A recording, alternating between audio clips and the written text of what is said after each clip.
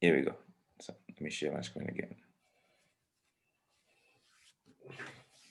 All right, I'm recording it now. All right, so last week we were talking about support and resistance and how they play and how they actually let you know when to jump in on a given trade. Trend lines are kind of similar to support and resistance as well, but here, uh, obviously, this is quite explanatory. It just tells you, it gives you a picture or view of what the trend is, the price trend on a particular stock is. Once you master this and the support and resistance, and I think what we may do is maybe next week we talk about the indicators and stuff like that, RSI, MAs, and everything else. But we'll make sure we keep talking about the support and resistance and trend lines. Like this and the support and resistance are very key when you determine when to get in a trade. They're also very powerful as well. And you see a couple of examples, and I'll probably jump on Weibo real quick and show you as well of where these trend lines tell a very good picture of what's about to happen. And again, remember, support, resistance, trend lines, and what have you. Charts basically tell you what should happen. They never predict. You can't predict the future. So I'm not saying trend lines will let you know how to trade. It's just going to tell you if everything stays the same, this is probably going to happen next. And when that gives you a very good example of when to jump in and when to jump out of a given trade. It doesn't tell you what's going to happen in the future because no one can tell you that. It's just when you're trading, a lot of these things they do tend to help you out in determining your next move. So what are trend lines? They're really simple. It's just a line drawn over pivot highs or under pivot lows to show the prevailing direction of the price. We'll show an example in a minute. They're just visual representation of support and resistance in any time frame. So, like I said, support and resistance, you kind of know support. For instance, you'll be expecting the stock if it's dipping to bounce on a support, and that's when you probably want to get in. And when it gets to a previous resistance, you want to be careful around that area. You want to be ready to either jump out if it doesn't break out of that resistance, or you want to sell or exit if you obviously if you reject that resistance. They show that trend lines show direction and speed of price, and they describe patterns under periods of price contraction. So this is a little bit loaded. We'll focus on the first part of the trend line, which is showing the direction and the speed of price. The pattern itself, I think we'll kind of take our time. We're not rushing to get to chart patterns yet. In my opinion, I think we should take our time so that we don't miss the elementary stuff before we start jumping into all sort of shapes and patterns you could trade on if you look at a chart. But let's focus on this one. So keep that back of your mind for this discussion today. We'll be looking at direction and hopefully speed of price as well. And we'll show you what speed of price means. So in stocks in general, trend lines are known as bounding lines. So the lines drawn on a stock chart that connect two or more price points. Like I was saying before, just like your support and resistance, you have to be able to connect two or three or more, price points or price actions to confirm this. I mean, you can't just draw a support line on one point. Like it doesn't make any sense. You have to see as this line being a as this line shown previous price actions around or right about that line. And they don't have to be accurate. So always keep that back in mind. When I mean they don't have to be accurate, I'm not saying just draw any line and say, well, it's not accurate, but at least it tells me something. You want it to be really slightly close, or if you can make it spot on, then you could put them right on the either at the end of the candle or at the end of the week. And I'll show you all these ones as well. But trend lines basically show the bounding lines drawn on a stock chart. They connect two or more price points. That's really key. You have to be able to connect two or more. Since stock prices tend to trend lines that connect the highs or lows in the stock prices, stock's price history can help identify the current trend and predict what the stock price might do in future. Again, like I said, we're only predicting. We can't really tell for sure what's going to happen. Like as most of you probably saw on Friday, on Thursday, sorry, on Friday, prices supports were not holding.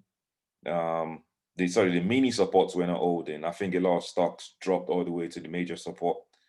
That's what normally happens when there's a big sell-off or a very long weekend. So even if you have a trend line drawn on some of these stocks, you will notice your prediction might have been wrong. So always keep at the back of your mind as well. Like there's a lot of things going on, especially in US now, that could drive the stock price beyond or below the line that you've drawn. So always use trend lines as a predictive tool, not as a obviously definite tool. You don't want to go all into a stock thinking, oh, it's going to bounce here, and it doesn't bounce, and you lose money. So always keep that at the back of your mind. Trend line breakout. So this one here, I would I would I will thread carefully here. I won't really talk about this for now, but just it's very good to keep this at the back of your mind. And I'll show you a couple of examples where this played out. Trend line breakout technique helps you time your entry in a trending market. You can use a trend line to throw your stop loss and ride massive trends. If your trend line breaks, wait for a retest and see if it holds. If it does, the market is likely to reverse in the opposite direction. Like I said the last time, when you're trading support and resistance, you always want to wait. When something breaks a trend line, you always want it to pull back. When it pulls back, your previous resistance should act as a support. And that's where every time you hear David and probably I say something like, make sure it breaks and hold. It's not just breaking. So when something breaks a resistance line, he has to retest that line. And if it bounces off that line, i.e., it keeps reverses after pulling back, then you know for sure, that line is, that there's a reverse in the price, and that's when you want to get in. That means your trend line that was the resistance before is now the support. I'll show you an example as well. I know this part is boring, so I'll show you an example in a minute. Trend line channel. So this one is one I was saying I don't really want to jump into it now because there's a lot of when we say channel, there's a lot of things that are going to go on here. But it's good to talk about it now. Let's build up that knowledge base so that by the time we get into chart patterns, and chart patterns basically channels. I mean, chart patterns are basically channels. So there are different channels there, and you have to know what a channel is. But we'll talk briefly about this now, then we'll start diving into chat patterns very soon. I just want to make sure we're on the same page, everybody understands different ways of using trendline. That's why we put everything here. Again, like I said, breakout, trendline channel, chat patterns, just bear with us. We'll talk about those ones later on, but let's focus on the trend lines now and what they do and how to apply them to trade it. So, but in any case, a price channel is a continuation pattern that slopes up or down and is bound by an upper or lower trend line. Channel line, the line drawn parallel to the main trend line is called the channel line. Ideally, the channel line will be based off of two reaction highs or reaction lows. Again, like I said, I'm not a big fan of definition, but I like to show examples. But for these particular one, hopefully I could show an example. And I think I have one here that I need to show you guys as well. And you will see what we're talking about here. But there are strategies you want to keep at the back of your mind. Once we're done, I'll make this a PDF and I'll share with everybody else. There are strategies that you could use when you trade in trend lines. One is waiting for a pullback in an uptrend. What we're saying here is if there's a breakout, you see spike in prices, you want to wait for a pullback. With that pullback, then you want to see that stock retesting that line that you just broke off from, and obviously reversing. That's when you want to jump in. So you want to wait for a pullback in an uptrend. draw a line, draw a trend line that connects the eyes of the pullback, enter the trade once the price breaks above the upper trend line, place stops at pivot low to protect the trade. So this strategy here, we'll go over this again. Just keep this at the back of your mind. Again, I'll give you the PDF file once we're done, so you can see what we're talking about here. So let's jump right into the examples. Like, there's nothing to talk. I mean, trend lines are really straightforward. There's really nothing to talk about. We just want to make sure everybody's on the same page. That's why we put all the definitions in there, and we'll apply every single definition we just read. We'll apply it here. Now, when you look at Macy's, this is from November last year. Excuse me, to obviously the present day. What do you see? You see some sort of zigzag going on here. Now, if you're trading Macy's, and I'll give an example like we did. I think I'm not sure of the date now, maybe on the 11th or 10th or something like that, we enter into Macy's 16C for February. Look at where we got in. So I've drawn a very simple trend line here. Excuse me 1 second.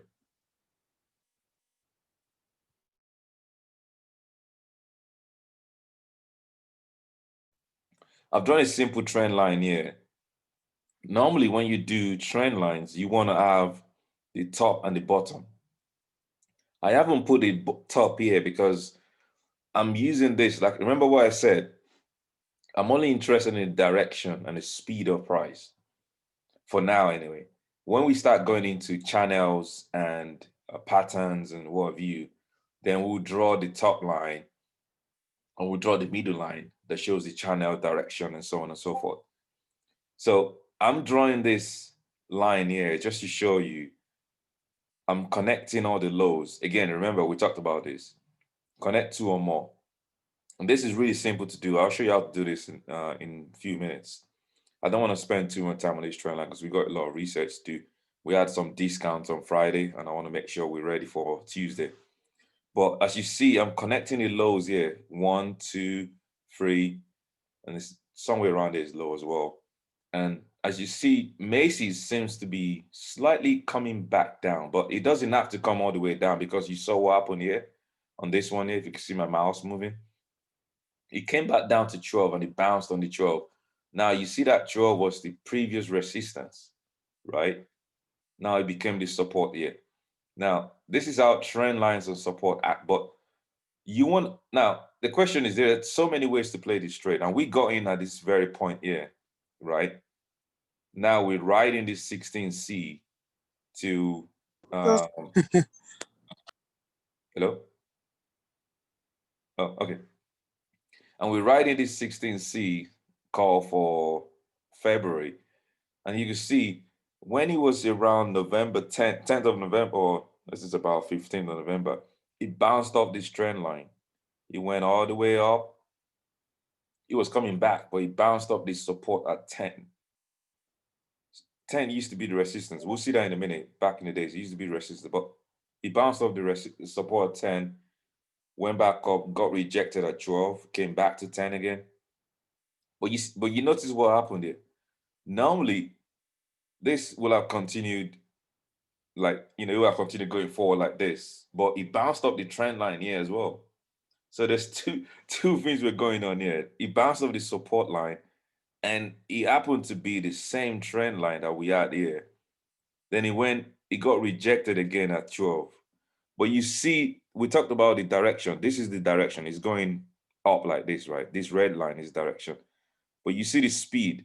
Between November, it took it all the way to end of December, roughly around 15th or 8th, sorry, 20, by Christmas, to touch that trend line again.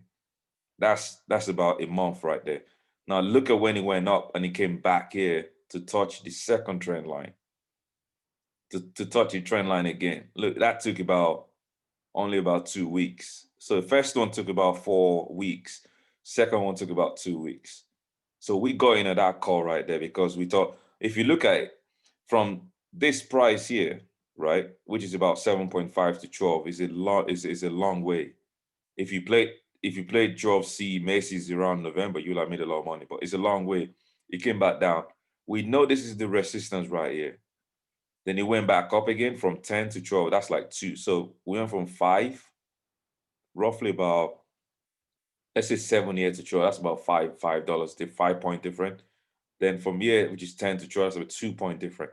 So what you're expecting when it bounces here is a 1 point different, and boom, we got a breakout. See that big green right there?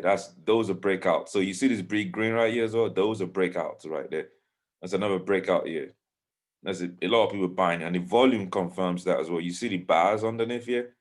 The volume is confirming the breakout, which is what you want. You can see the volume reduced there. You see the stock coming down. And you see it bounced up. That the 12 was a resistance here, was the resistance a couple of times here. We broke out, and we just ready now that you retest. That's a pullback right there. Excuse me. Pullback right there, then boom, bounce. The same thing. Old support, new resistance. You Exactly. see where he came down right there? That $12 became new support for the old resistance. So it's the same thing. Yes, sir. I'm sorry. Hold up. Excuse me. Yeah. So it bounced up there and it went up to 14, sorry, or 13.9, which is 14 really. Now he came back down. I'm expecting here, worst case scenario, depending on how the market picks up on Tuesday, I'm expecting it to either reverse back and test that 14 again. If it doesn't, we know it's going to come somewhere around this trend line. Remember, we entered around here, which is about roughly 11. So at this point, we don't even need to look at the contract. Unless if it breaks down from this trend line. So the beauty about trend line, which is different from support, is you're going diagonally, right? So if you enter at the bottom of the trend line, you don't need to worry when it comes back to test that trend line because the price will not be the same. That's the beauty of trend line trading. Excuse me. Yeah, so that's the beauty of trend line trading. But when you're trading on the support, if I go in here at this blue line, 10, and it went up to 12, I will be worried because it's going to come back to that support, right? That support there is the same price I got in. So if I didn't sell at this point, it's probably going to be negative by the time it comes back. But when you trade the trend line, if it holds, now you got to remember, like all these lines we're just drawing, we're predicting. If it holds, when you get in at the bottom of the trend line, you never need to worry or look back because it would never come back to. I mean, again, like I said, trend lines, you're going diagonal. If it comes back to the trend line and it holds that trend line, you don't need to worry about this. So let's look at another one. We did Oxy. Look at Oxy. This is going. Let me hang on 1 second. Oxy. This was in November, right? It was 8.5 here. You see the trend line from this 8.5. We're now at 24, right? Obviously, we didn't get an Oxy in November, so we don't know much about this one. So what I've done in this one here is just to show the what's it called? The channels that we're talking about. So in between this top and the bottom line here is a channel, right? I wanted to make sure I explain this one as well. And see what I've done. I've connected 2 highs. I've connected more than 2 lows here. So this is the definition. Inside this gap here, this line, the top line and the bottom line is a channel. This is the channel. Then if I wanted to do a proper channel, I would have drawn another line that will be in the middle. So that will be a channel line, kind of tells you what direction. But forget about this top line for a minute. Focus on this bottom line here. If you're going to play Oxy, you will have got in around this point here, which is about 10. Right? Because you see the trend line, like every time from 8.5 to somewhere around there to 10 here, it kept that line. It didn't drop down. You will have got in here. If you're buying stock or you're playing shares, options, it doesn't matter. Same principle. You get in there. If it came back down there, you see what I was saying? Like if you had touched this line, right? This is 10.1 or 10.5 or whatever it is. you haven't lost any money as long as it keeps that trend line. So you went up, came back down. It didn't even come down to the trend line. If you're going at 10 right here, you're still in the money. You don't even you don't need to look back. It went up to 21.6, came back down. It kept that trend line. You see, this is another entry point right there. You always want to get in at the bottom of the trend line. Never get in on the top of the trend line, because if it doesn't break, you're losing money.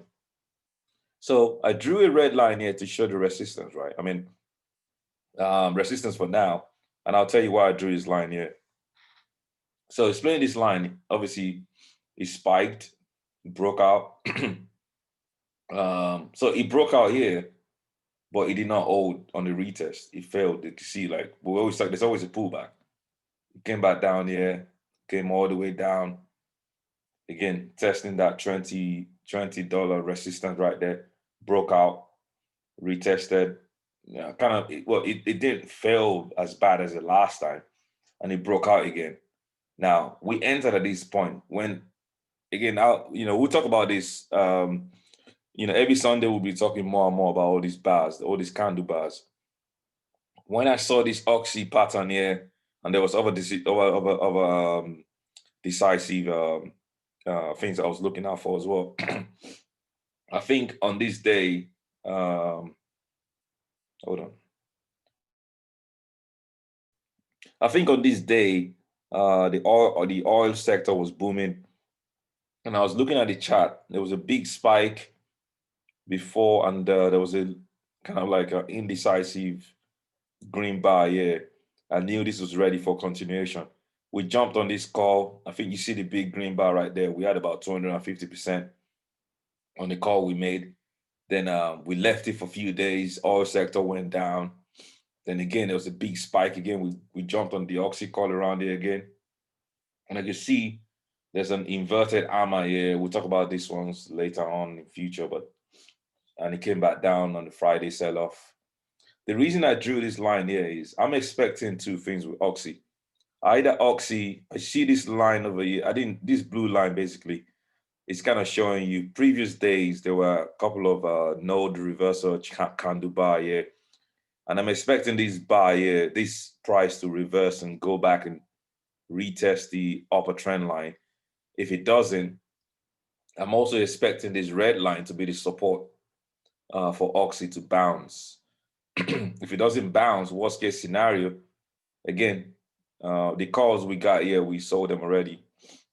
It's going to come back to the bottom trend line. But you can see if you're trading the bottom trend line, you're always in a very good position. You're making money all the way, making money. If you go into Oxy here at around 18, I mean, we go in Oxy at 20 for this big green spike. You will have got this couple of 3 green spikes, and you could have been in at least 1,000%.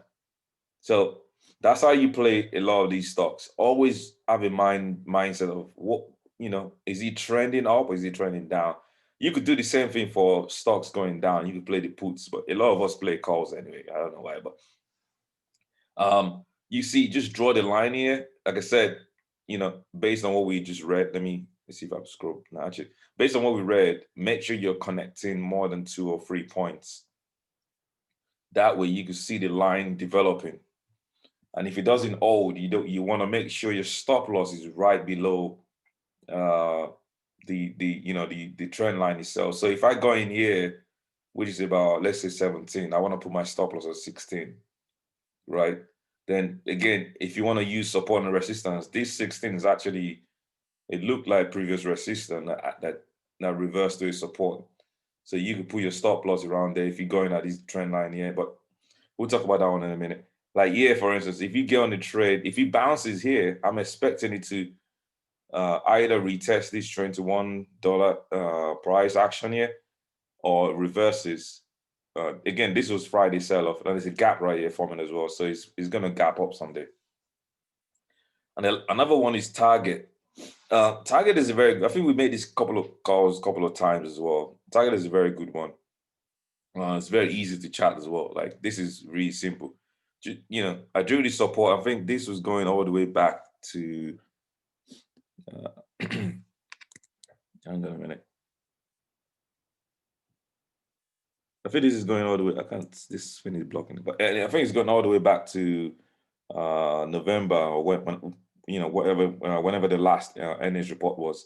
You see the support around there was around 120. It went up. It didn't really get to 160. If you go in August, if you go in here in August, you played target, let's say 160 call. You went up. You'll have made your money. You'll have sold it then. Again, I'm not drawing the top line. I just want to focus on the bottom line. It came all the way back. It didn't touch the line, but it kept the momentum.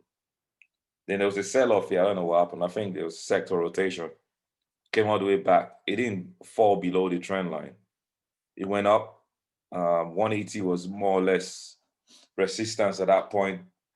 Kind of retested it. Came back down. That trend line, it didn't really touch the trend line, but you could have jumped on the call at 1, 2, 3, and 4. So he went up. You could see 200 is acting as resistance now, just like 180.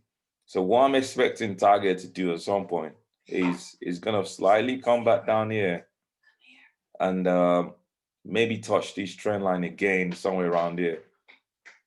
So if you want to play target, I would advise don't jump on target now. Wait for it to kind of like touch the bottom line. But you never know, it might break out. Again, this is prediction. I don't know if target is going to come down. Maybe there might be a really good news for target and it might spike. And I'll show you one of the examples of trend line that went the other way. Like it could spike from there. So this tells you something, right? Like look at the behavior here. Every time it gets to the top, you see about 4 or 5 days where he kind of plays around that top but doesn't move, comes back down.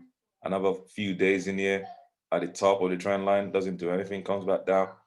See, another 4 or 5 days here, plays around, comes back down. And we're seeing the same thing here as well. Now, this tells me, again, looking back at this, and this, I'm guessing target is going to come down. But here's the interesting part. It took it from here, which is around August 17, the earnings report, all the way down to November before he touched the trend line again. The next one, from the top, from December, let's say the first of or end of November, 1st of December, all the way down to 15. So the gap is different. We're talking about speed of price action. So the gap from year to year is obviously lower than the gap from year to year. So the things are changing, like from year to year. I'm expecting it. If he's going to come down, it's going to come down fast and probably gain on before with February. If it doesn't, I'm expecting it to continue just like it did here. Came all the way down to like halfway mark, then went back up. So there are two things you have to watch out for here. But the best entry is always at the end of at the bottom of the trend line. Those are your best entries right there. So I'll show you one more before I let David drive. Okay, I didn't put out. Let me switch my screens. So I got Chewy here. Let me see. How can I make this bigger? Oh, here we go. So Chewy was the one I was talking about. And if you guys know already, we play Chewy a lot in this group. I think we played Chewy like 6 or 7 times now. And every time is either it's really paid off or it's giving us at least some good good profit. You can see this trend line here. This is April. If you go in, I mean, this is way back. May Chewy was $34. So if you go into Chewy in $34, I mean, you're sitting huge right now. And you can see the zigzag motion here. It's going up and down. And these are days. Excuse me. These are days. So you're not. I mean, let me zoom in. So they're not close. This is the 8th of April all the way to May. So we're talking about all the way to May here. That's about a month right there. From here is the 28th of May to roughly around here, which is July, or if you want to stop here, it's about June. So these are months different between the trend line, like 1 month, another month, then it goes again. I think he had earnings report around there, it kind of went down. Then from there, like September, it's been going. So here's what I was talking about. Like sometimes the trend line, it changes. As you can see here, it touched this trend line like 3 or 4 times. But it got to this place, I think after the earnings report, a lot of buyers started coming in. Then it got here, then it completely went a different direction. Like from here, from November, Chewy has been on a different, trajectory. It's been really moving. And as you can see in the earnings report, yeah, it didn't really go down or anything, but the trend line changed. So I had to change this as well. Now we have a different trend line now. It kind of stayed, it was moving, moving, moving, and it went up. Again, with everything, it has to come back down. Now, I could have drawn support and resistance. Yeah, we could talk about that one, but we're focusing on trend lines here and see what I did. I didn't, it doesn't, again, like I said, I've been saying this over and over again. It doesn't have to be accurate. You could zoom in and make them accurate if you want to, but at the end of the day, you want to see price direction. You want to see the speed of price changes as well. Now look at this. So it kind of stayed on this. It didn't really touch the line, but it stayed right around there for so long. If I go in at any point in time between November to December, if I did a 110 call for next year, 110 call for end of the year, between this and here, I would have made money because you can see it kept on going up. It never really came back down. I mean, I know you see red, but those reds are not really significant apart from this one here, but he kind of retraced and tested that line again. So it went up here. So 110 seems to be resistance area. Let me just put line there. And I'll talk about that in a second. Do a red line here. And I'm hoping everyone is trying to learn how to draw lines on some of these charts. Like they're really easy, but if you need help, just let us know. So I put a line there. I'm expecting Chewy. This is a tricky one. I don't know if he's gonna bounce here, but he's already broken that line, as you can see here. So let me look at this. Yeah, I'll keep it here. I'm not gonna move it here. But you can see it's not well, I'm trying to put it on that 120. So you can see this one there. It's not really armor because you got a wick here, but I'm drawing the line to touch this red here where it stopped, where it failed to break out from. It went down from there. I don't really see any price action here. So this one is a questionable line, but I'll leave it there for now. What I'm seeing here though is based on this trend, it went up, came back down, it's gone up here. So this was my perfect entry around 86 because there was a massive dip in Chewy recently. And if you go in at 86, and again, it doesn't have to be accurate. You don't have to wait. You see it coming down right here. If you go in at this green bar here, which is around 91, and you played, I don't know, 120, 110, or 150, whatever call you played, you will have made money because it went up. I think this guy might retest. I don't know how long it's going to take. Let's see. 1, 2, 3, 4, 5, 6, 7. So 7 days from here is about 26, maybe Friday next week. I don't know if Chewy's going to get down low, this low, but again, keep in mind, these are just predictions. So if Chewy gets to about 100, I think he should be touching the line around there, which is about 25th of January. And he might go back again. Now, the reason I brought up Chewy was, as you can see here, if he comes back, now I got these two lines here. Let me change the color here. Let me change the color here. If he comes back here, it seems like we now have ourselves a channel here. This line here, like a triangle here. Just this one here. If he comes back and it bounces back, I'm expecting it to bounce back then or break out. So keep chewing your watch list. If he touches this line here around that 90 to 100, I'm expecting this 110 or whatever this line is, 109 to act as resistance later. And it seems like we're falling into a channel here anyway. Like if he somewhere around there, I'm expecting Chewy to break out. Again, these are predictions. I'm not saying Chewy's going to break out, but if he falls back into this zone right from 15 January to second week in February. We should break out, and when it breaks out, it might be interesting. So let's go back here. I put this one here again just to kind of show you support resistance. I'm going to leave them document. We're not going to talk about these ones yet. And we should be moving on to the research session. I think there was one last thing I was going to show. Yeah. So before we jump in that, I wanted to give you a report on our $100 challenge. How we're looking so far. If you guys have been playing the calls we've been making, I haven't had the Macy's in here, but I think we have about 90% here now because, or 80, well, it depends on how you want to see it, but it's about 90% or 80%, sorry. SPY was the only one that we did not put there. I haven't put Macy's. Let me just put it here. I think Macy was a 16C call. And I haven't put American Airlines as well. So I'm going to put this too. But we are looking really good so far. If you guys have been playing only the calls, I think American Airlines was 17C. And I'll put that one in there as well.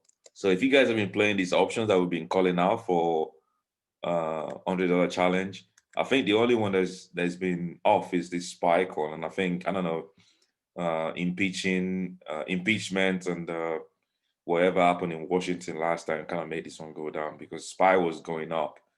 But as you can see, we played CVS, that gave us about 63%. We played Oxy, that gave us about 10%. We played Oxy again on Friday, another Oxy again on Friday, that gave us about 20% and 13%. Again, remember, we're chasing 5%, but these ones are way past. And I think Macy's, obviously, this is going to end in February, so we must be at least 15% now. American Airlines went up to 16. Let me just double check. It went up to $16. So if anyone held the American Airline call, yeah, it went up to 18 as a matter of on that angle. Now it went up to 16.63 on Thursday. So if you kept that call, the 17C call, you must have been in money. So I'm keeping track of all the calls in here. So if you guys have a link to this spreadsheet, always make sure to go back and have a look. And if your progress is not as green as this one, that means you're doing something else. Just let us know. Again, let's stay focused. And as for the trend line, I'll send the PDF out again with the YouTube video as well. But if you have any questions, I know there's a lot. We can't just go through everything in one day. So just keep that in the back of your mind. We try to go over this over and over again, and I'll be sharing some thoughts. True story. Before I hand over to David, you guys have any questions? Just let me know. Yes, sir. Anybody? Yeah, hey Ken. Hey, you got Will here. I got a quick question for you, man. Yes, sir. With American Airlines, I don't remember seeing that call in the $100 challenge alerts. Is there a spot where that got pushed where I missed it? I just want to make sure I'm not missing stuff.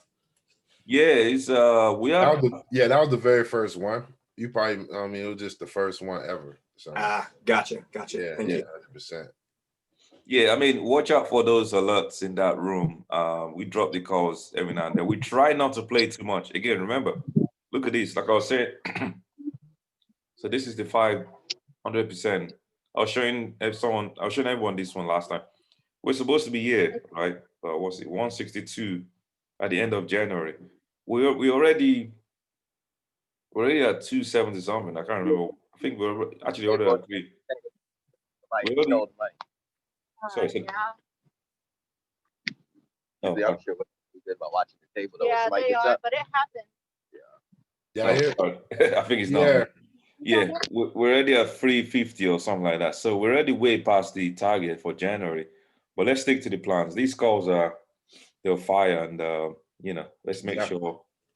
Well, but and again, if you're already at the 350 or the 200, between 250 and 350 area, if you're already there off of the 200% runner that we had from Oxy, American Airlines actually turned green. If you're still, whatever, you still can go back and just go back to your week 3. You feel what I'm saying? So what you should be putting, even though you're up, you can still be doing $70 on risk. You feel what I'm saying? We're out of the 50 area. Now we're down to the 63, I think. Yes, the 63 area. So now we definitely can just go back to doing $63. It's find contracts, or you can find contract below $25. If you see them run between 25 and 30, now you got a range of how much you can spend on a contract. That's part of the discipline on time. You feel me? So if you're following what we're doing on here, if you're doing the options, we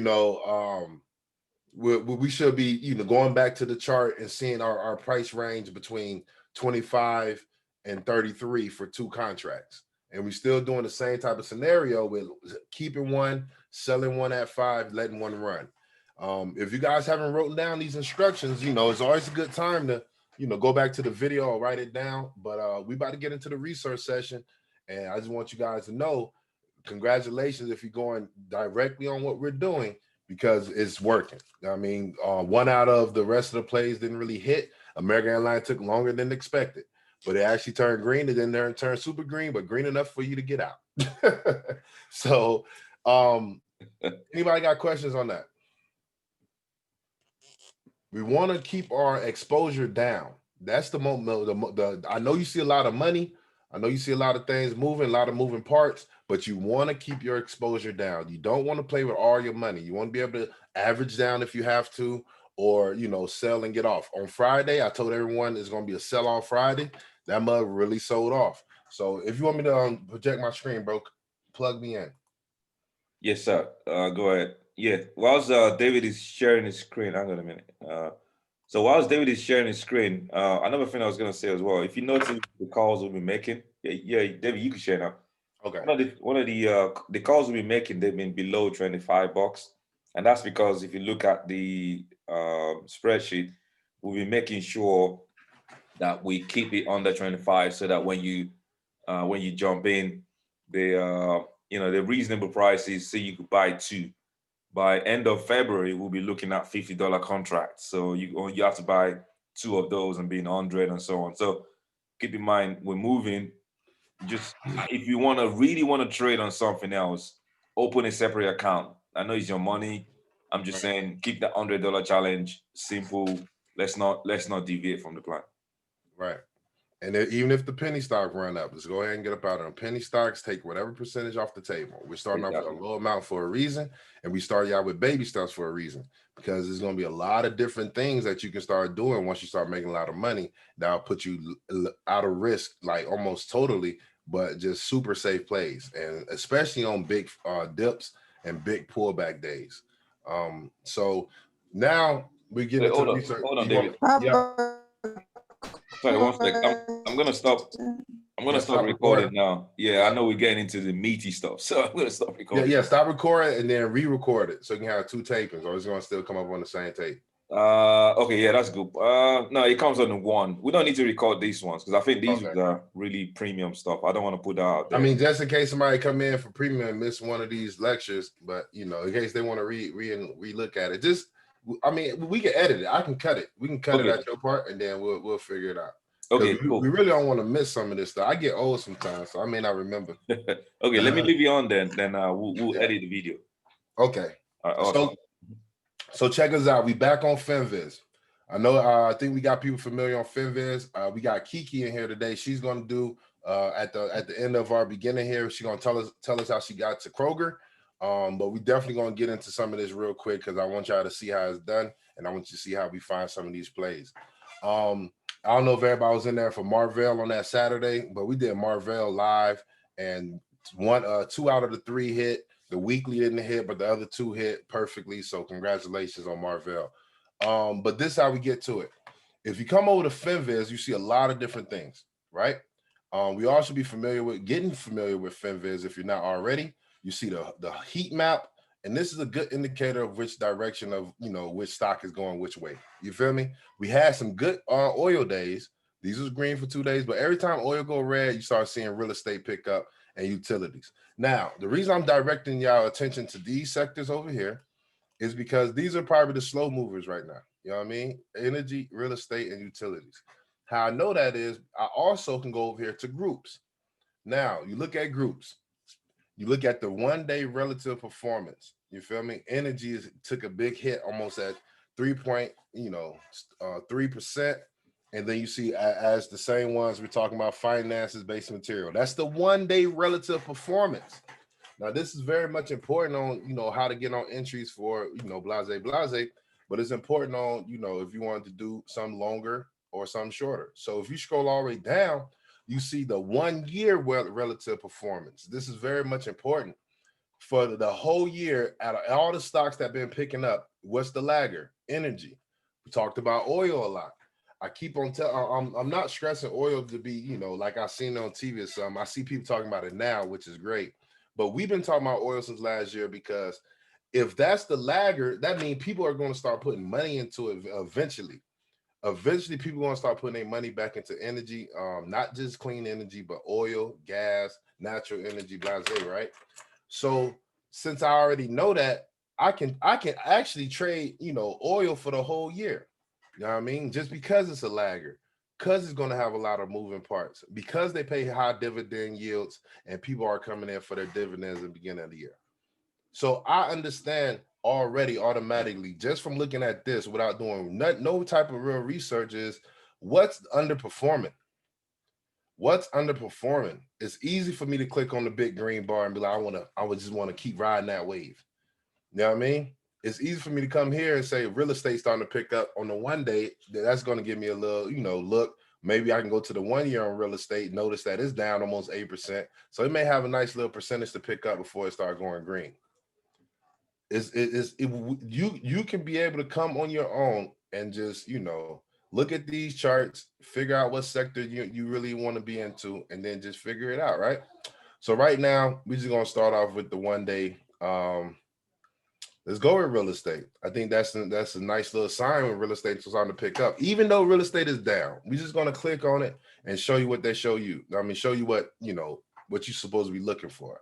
Automatically, they give you all the real estate charting. You know what I mean? All the real estate charting.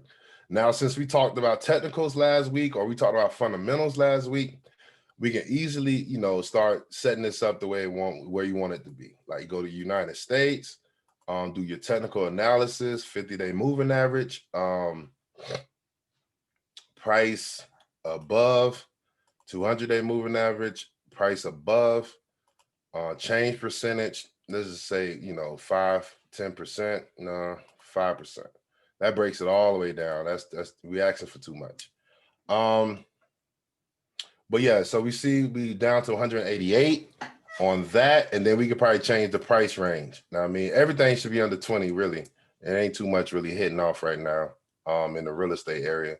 But you can see where I'm going with this, as far as like setting up your little charts after you go to FinViz if you don't really know what sector to do. And then you start searching how the charts look. This looking pretty nice. You feel what I'm saying? So we automatically see it sets you up with the same trend lines that Ken was just talking about. So now we just took one of our weapons that we learned and we directed it right to FinViz, and we started practicing. We started practicing. Are you in here? Everybody in here? You Yes. guys? Yeah. Okay. You understand what I'm saying? A little feedback. Any questions so far?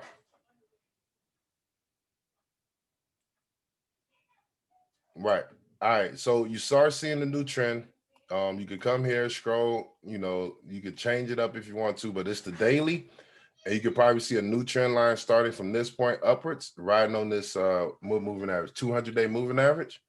Because you notice it right here. And you could probably get it on position on ACC, not knowing much about it. That we know the price is at 43, their target price is 44. So it looked like it's setting up to go up and test that area. And that's just looking from the surface. I mean, that's not really doing a lot of homework on them, not really looking at their finances. That's just from the surface. This attracted me from their charting, noticing that it was a dip and maybe start a new trend line. So that's just the surface of doing quick research on something that, we're trying to get used to using FinViz and just knowing what sector is hot, what sector is not, and how you can capitalize off them in the long term. Because in the long term that really matters, finding good companies with good dividends and setting up. But if you get into oil, we see oil at a huge discount, and maybe 2-3 years from now, oil will be back at its 52-week highs. Probably this year. You never know. You feel me? I think a lot of people are investing in the energy. From even looking at the news, I start seeing people talking about energy a lot. One guy said he added DVN. DVN was on his little watch list that he just added. It's an energy company. They look bullish on the mid to the long term on Yahoo Finance. And, you know, we can go look at their charting real quick. You'll see the support resistance, and you'll automatically notice from pulling it out, you'll see the uptrend. You feel me? This is the uptrend line. Boom, right there. Nice little resistance at this area, but once it got above it, it had a nice continuation. And that's just you know, following the news sometime. That's a great way to start off your research if you don't know what you're looking for. But another way is go back on the plays that we already been using. I mean, that's a great way to keep the money coming. You're getting familiar with the stock. You're getting familiar with their movements. Hopefully that we've been noticing that Monday's been kind of down. That's by the dip days. And then Tuesday and Wednesday, market kind of pick up a little bit. This week was amazing that every different days, different things was going right for us. We was luckily in the right positions. But this is how we're setting up for the February calls that we're looking to put out. Hopefully you guys are learning how to, you know, find your support and resistance range, and then doing the combination with that with a little bit of fundamentals with the 5% scenario that we talked about last week, is you can come across and find whatever you really want. But being familiar is very, very important. Being familiar is very, very important. So first question, who all got their watch list? Talk to me. I know you guys probably busy, but yes, we're going to have to talk today. Who got their watch list? What y'all bring to the table? I just put mine in the chat. Oh, in the chat. Okay. Let me go check that out. Where is the chat, man? I don't know. Where is that on here? Oh, let me see. Okay. MU. MOMO, that's good. CVS 80, Cron 13. I like that. I like the weed stocks going into this week. Hopefully everybody got into some of them weed stocks last week for whole shares or even a long option. But yeah, I definitely like the weed stocks going into this week. You know, I like AMD. I like AMD. I like MU. AMD, be careful because that Intel news kind of pushed them down, man. And what's crazy was I was telling everybody about Intel, you know, last week, there's 2 quarters ago. You know what I mean? When they had their little earnings and they had like a nice little spike, the price was cheap. And everybody was like, oh, no, I like AMD better. I'm like, bro, y'all tripping. Y'all don't think y'all looked at their paperwork, but it is what it is. But yeah, so here go Cron. So let's see if we can figure out what we can do for Cron. So automatically what we're going to do is we're going to find out what dates is looking good for them. I mean, like what dates, what open interest that we like, pricing, make sure the pricing is where it's supposed to be. And this is a good way, you know, to see if Southside, oh yeah, okay. Southside be on them things, man. I don't even know how he be finding his stuff. Hopefully we have a Southside session sooner or later. Hello. What's up, bro? What's up, man? You already know. Man, that man be really in there. So here go crime. We're gonna look at the February 19th. I told you guys that date. Now, notice how I'm picking my dates, right? I look at this is January, the 22nd, this is the 29th, this is February, blase. This is open interest, right? And I'm not really open interest chasing, but I want to be familiar with what people are buying, what dates around what. You feel me? And then I want to find out what reason. What's going on around that date? Is there earnings coming up? Is there an event? What's going on? So everybody's buying up a lot of 219s. They're expecting a spike before the downfall. Because I really think that we're going to have some downtime in March. You notice that volume dies around February and March. I think a lot of people expecting that and pick up in April. You notice the trend that we're picking up on some of these contracts. No more dates after July really came up, but we definitely can capitalize off this 19 on this one and probably April. But I'm selling before March. You feel me? I'm selling whenever I get my percentage that I want. The reason that you look at these dates, because sometimes you can get a better date out here. Because notice right here. So, for example, the $12 card has the most value. right here on the open interest side, right? Oh, no, that's the wrong date. Sorry, apologies. So right here, the $12 call again, same one, has the most open interest going into that date. The $11 call picked up 1,000, almost 28%. And that was probably on, the last day, Friday. So since I see this, I'm like, okay, I can go 11, I can go 12, I can squeeze in 13 if I have to. Squeeze it in. Now, the next thing you do is look at the pricing. Now, once you go there, go to the option chain. And now we about to look at pricing. So what I was saying was, notice how this $12 ones for the weekly is 26 cents. I think that's a good price going into the inauguration. I think if I become in, I have the $100 challenge or whatever I'm doing, I'm gonna go get the $12, probably one or two, because I'm still at my $60 range. You feel me? I'm still, looking at my account money and be like, okay, maybe if Prime break $11.50, this turn green, I get out with over 100%. You feel me? Profit, and then just maneuver down to another date with the profit, right? On the dip. So we go down to the 219s. This is 82 cents. Now you're buying time. Now you're buying time. But since I looked at the previous page, I'm like, hold up, I can squeeze in 13s. Now you're saving at least $60, $20 here. You can do the subtraction from the bid price to the ask price. So it's 4 cents.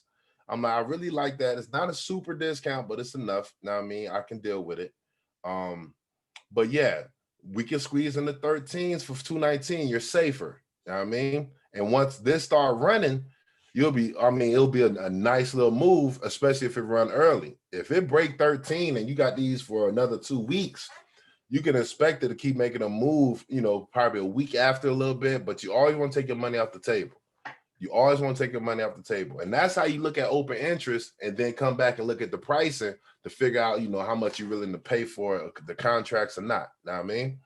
So the 129s, those aren't bad either. But notice that it's only a $10 difference from the 11 to the 13. Well, hold on. Let's go back there. Let's go back and look real quick. So this 11 is 143, but this 12 is 82. Now you go back to the 29th, their 12 is actually nice too. It's 46, but you're buying time. You feel me? That's what you really want to do, is buy time, especially when you got small accounts. These aren't bad at all for the 129. I really like those. I don't like the volume overall, but you can see that the $12 for that date is picking up right here on the volume side. So this is the last day. Everybody start buying $12 calls for 129. And they noticed that it dipped down to $10.60. Know what I mean? So they really was going for the discount on Friday. I told you I don't buy nothing on Friday. You know what I mean? If I do, it got to be good. But I don't really buy nothing on Friday.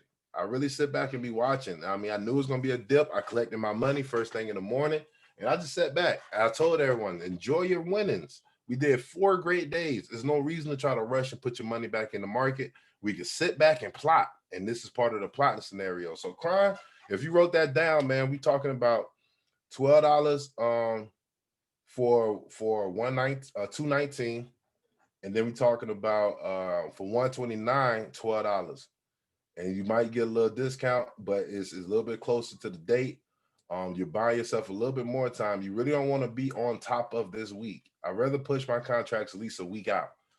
Being on top of this week is risky because things the way these rides be looking, they could jump off the porch and mess up all the money. So most definitely pay attention to that. Let's go look at AMD real quick, just to make sure their contracts are where they need to be. And especially if we're looking to buy time. You really want to play it safer. If it run up in the week, congratulations, take your money off the table.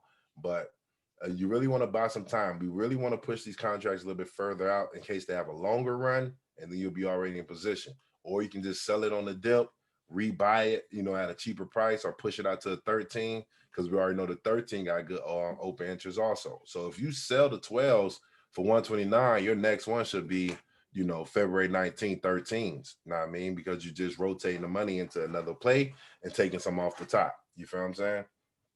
Everybody understand that? Yep. You're right. So AMD has some great volume coming in. On the the $100 car ain't nothing but wow, that's super cheap, and that's for the 22nd. That's interesting because if you play 12 cents, that's a risky one because of that. But the 95 got good volume at $39, and that's only 2 cents away from the bid. I like that. That's not bad at all. Maybe we can look at some 95s. I like the 95s. I like the volume that they picked up on Friday. I think they're expecting a nice move. It came down off the Intel move, but what I tell you about quality businesses, they always going to come back up no matter what's happening. You guys can write that down just to have it on watch. You see it broke below the down. Now look, we go to the chart of AMD. This is when you start looking, you got to make good decisions. You feel me? Because we see it broke below support.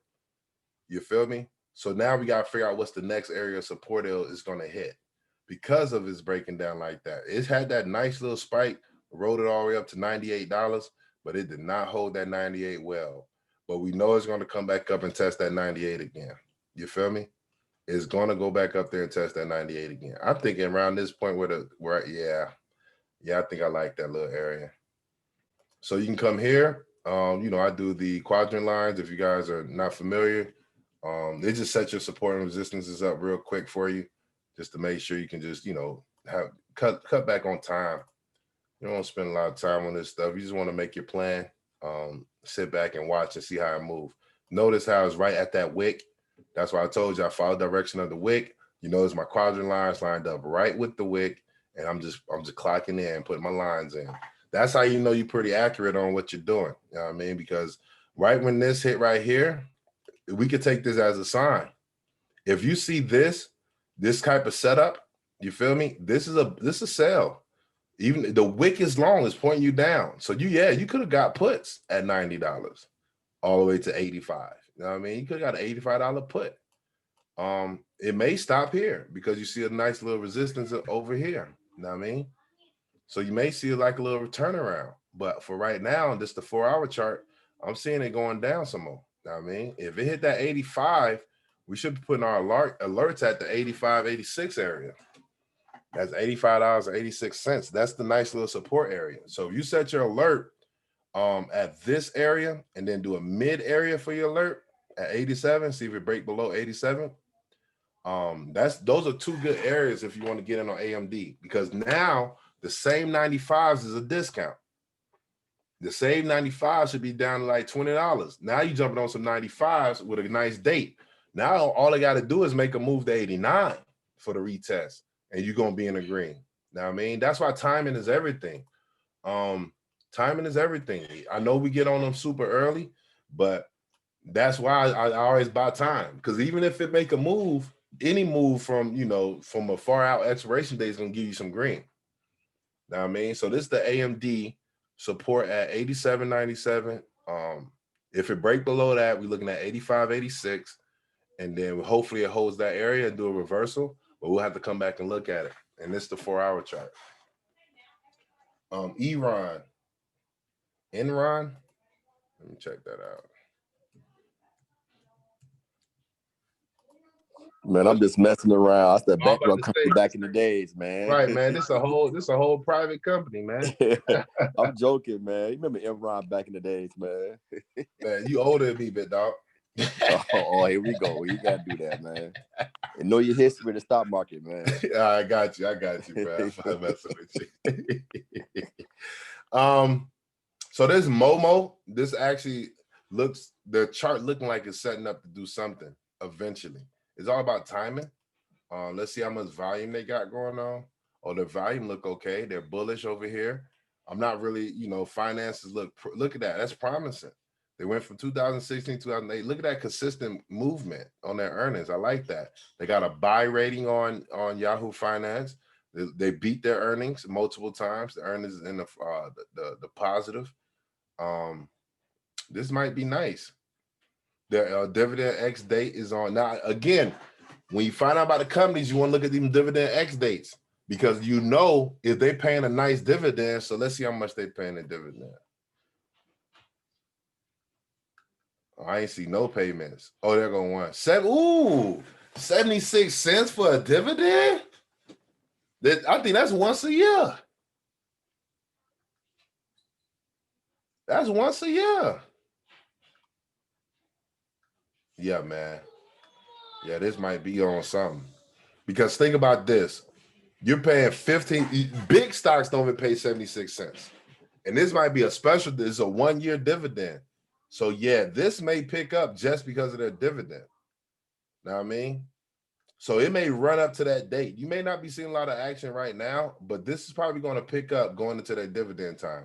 And look who's on the board right now. BlackRock.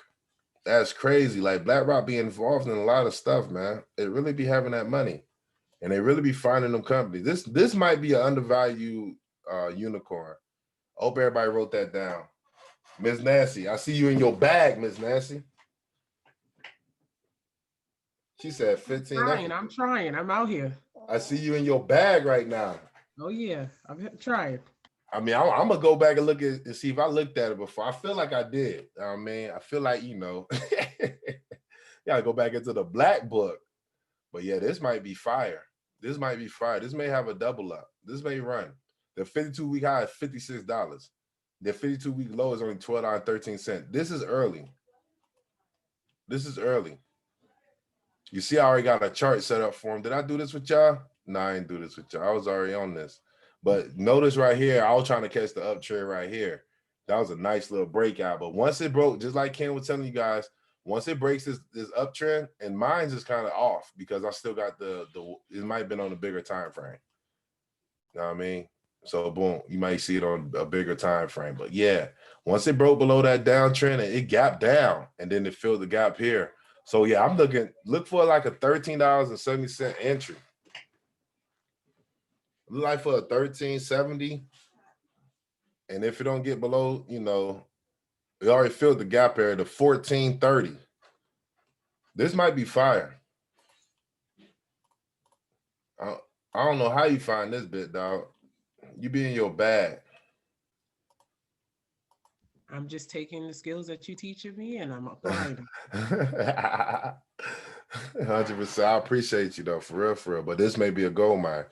Definitely may. Notice right here, bro. If I pull all the way out, I'm not really, this is how I kind of set up my support resistance when I first did this one, just to see what it was going to do. I always come back here. You know what I mean? This is the 1 day chart, but this is 2011, 2017. I mean, you notice over here in 2019, this 2020 before pandemic, it was $40. So you're talking about almost a year ago exactly. This stock price was $40. This had to be all pandemic. This had to be all pandemic. This may be a gold mine. Let's see how it moved though. I mean, whole shares at 13, around that $13 area is not bad. They're only like $1 away from, $2 away from the 52-week low. Think about that, guys. They're paying a 70-cent dividend, probably almost 80-cent dividend. Now think about this. You can grab some of these and get that almost $1 a piece, bro. Yeah, think about that now. Hope everybody got their pen and their pad in their hand. Cause this one might be dope. What was it? I'm in the car. Sorry, so I'm trying to drive in. Momo. This. Momo. MOMO. All right, thank you. Yeah, most definitely. This one's nice. I like that. Are we doing whole shares on that or calls? I want to do whole shares. I wouldn't mind doing both. You know what I mean? Capitalize off it twice. You feel me? Always keep your risk low on your contracts, but buying whole shares would not hurt nothing. I hate Chinese stocks. I mean, but at the end of the day, I looked at this for a reason, and it's a good company. It's not for play. It's a pretty good company. Dave, their ex-dividend date is April. So April 7th. So if you're going to buy the whole shares, you got time to buy the whole shares.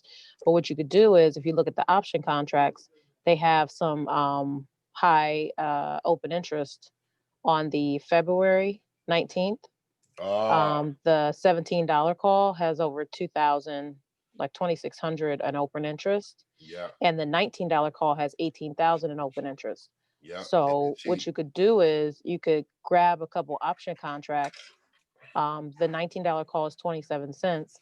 If you make some money off of that, you can cash that out and buy your whole shares with that money.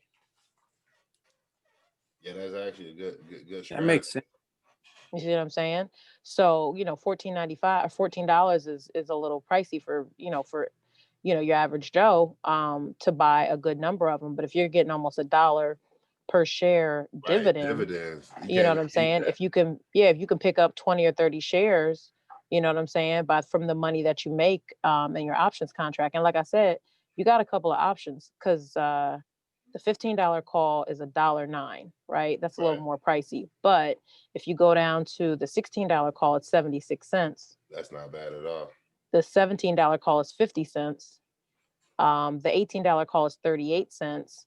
And the $19 call is 27 cents. They all have decent open interest. Yes, it got real nice open interest. Yeah. So the if you 19 go got for the most. The 19 Yeah. got the most. Right, and it's the cheapest. But if you go up a little bit more, I'm a proponent for getting it cheap. But if you go up a little bit more, you can possibly hit your in the money quicker, Right. and then gain a little bit extra money and be able to turn that over into whole shares. You know what I'm saying? And if you look at the timeline, you're talking about a potential $25, $30 run. Right. You know what I mean? And now you're talking about a whole month in time length for it to do so. It picked up, it's up to 14.69, but like I think people are gonna jump on this for the dividend, especially if they pay it one time a year. That dividend price is crazy. I mean, that dividend price is crazy. But yeah, definitely that 19, that's low risk, a little bit out the money. But if you want to get into that money quicker, I'll go 16, 17, just to make sure I get in there. Because I'm already gonna sell. I'm already gonna sell. And you can see right here. I mean, it took a little gap down dip. This was on September, and it haven't even made its move back up yet. Even if it get to $17.48, you good. And that's the hard resistance area. So it has to, I'm gonna delete that trend line.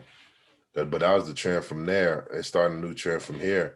And the way you can notice them trends also, higher lows, you get it, higher lows, higher highs, you'll start seeing it pick up. Like this was a nice little higher low, higher high, broke above 15, came back down. It just went retested that 15, didn't hold. But once you start seeing it hold on that next retest, it's gonna go test that 17. It's gonna go right on up here inside poop, because this gap got to get filled. Look at that 18 gap. That's a huge gap on a 1-day chart. Let me put a square there just to show you guys. Like this is important. Like when you see these big gaps like this is important. You know what I mean? It's going to come up here and fill that gap. And we see how these stocks move. Everybody's seen Fubo did $12 in 1 day. Like we seen how these stocks move. They have these huge runs. And if this start making a run towards this gap, that's good money. That's real good money. They're bullish short-term, long-term. Probably every platform got them marked that way. Yeah, this might be a nice little move.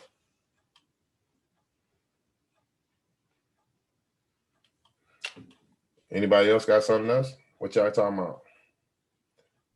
What you think about the tattoo chef? Oh yeah, tattoo. Oh, hold on. Tattoo chef. Let me write that down. And what was the other one somebody said?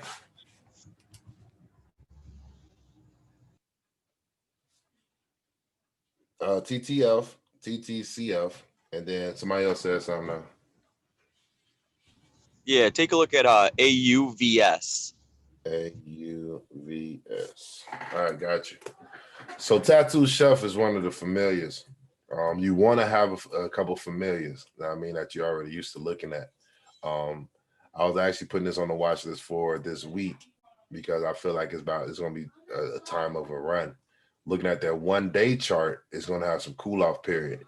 If we can get it at 23, that's a discount. So hopefully write down that support, 23. Set your alert at that 23. Your first one will be 24. Sorry about that. 24.75. If it break below 24, it's probably gonna break down to 23 because I see this is a lot of support right there in this area. If it break below 23, you'll see a 22.86, but it look like it got some gaps to fill, so it may come further than we expect. Their moving averages actually look bullish. It looks pretty good, but these gaps, I hate seeing gaps like this because I'm automatically thinking it's going to come down eventually. That's how I got burnt on BlackBerry. I was being greedy, but that gap that it had, that first gap up, yeah, it killed me. Because once it started coming down, they really had to cover that whole gap up before even do anything else, and that's what it did. It did exactly that. So, yeah, these gaps right here eventually have to be covered. I think this one kind of covered it right here, but this one right here, I'm gonna watch. But if it break below 21, that's discount mode. You feel what I'm saying? Tattoo Shelf is seeming like it's going to be a nice little company going into, the next 10 to 5 years. It may be a sleeper. So, but I like Tattoo Shelf. The plays for it. What's crazy is we've been watching Tattoo Chef since December, Dave. Yeah. I started watching it when it was at 15. Yeah, 100%. 100%. Had them $20. We had them $20 calls. Right. They got 35s for that's 115. They got burnt. $30. They still got $30 active for 219. They got monthly contracts. So you're gonna have to pay for these. You know what I mean? If you're ever doing monthlies, exactly. You're gonna have to pay a pretty penny for them. You're not gonna really get a super discount on the monthlies. But let me go all the way out. If I was to risk something, I would go April. I wouldn't mind going April, man. Because you're going to buy yourself a lot of time. And let's see what's going on around them as far as earnings. And they had one earnings in November. They missed it. But they got another one coming up in the end of the month. The end of the month is on fire. I don't know if you guys know about what's coming up at the end of the month for earnings, but end of the month it's fire. So yeah, if you look at Tattoo Chef, I'll try to push that further out, man. At least a 40 call, just to make it on the safe side. If you're running $30, the 40 is gonna be valid. They're gonna still be in green. So especially if you run like in February. But you notice the February date picked up 1,000 open interest change plus 1,005. And look like they're all pointing at between the 40 and the 30. But yeah, Tattoo Shelf, I like them. There's a lot of good news around them. And it look like they fairly new. It only had 2 earnings. The one that's coming up and the one they had in November. So everybody else, y'all good? Oh yeah, I got the one more AUVS. UAVS. Okay. UAVS. Man, did you talk about this when it was, man, but Auntie called this out. What Auntie called this out? $3? $2? Yeah, but bro, we've been on this for a while. It's kind of hard for me to even, I don't know if I can even tell you to jump in it, bro. Well, no. I'm new to the group, first off. But number 2 is, the drone industry alone in the next 2 years they're talking about 60 billion jump. So this might be something to hold on to long term. Are you already in it? At what price range? I got into like 360 and change. Yeah. They straight because of the hype around it and what's moving. But yeah, we had lots of jokes about this at $1.50. Because a lot of people were talking about them at the same time. I was just like, they ain't gonna move until y'all stop talking about them. And that's exactly what it did. It finally started making a move up here at in December. It finally did a breakout. And I'm like, I think Auntie was talking about it. I think she grabbed some whole shares. I know Southside probably grabbed some whole shares, but man, we laughed about this for a long time. People was making jokes. It had memes.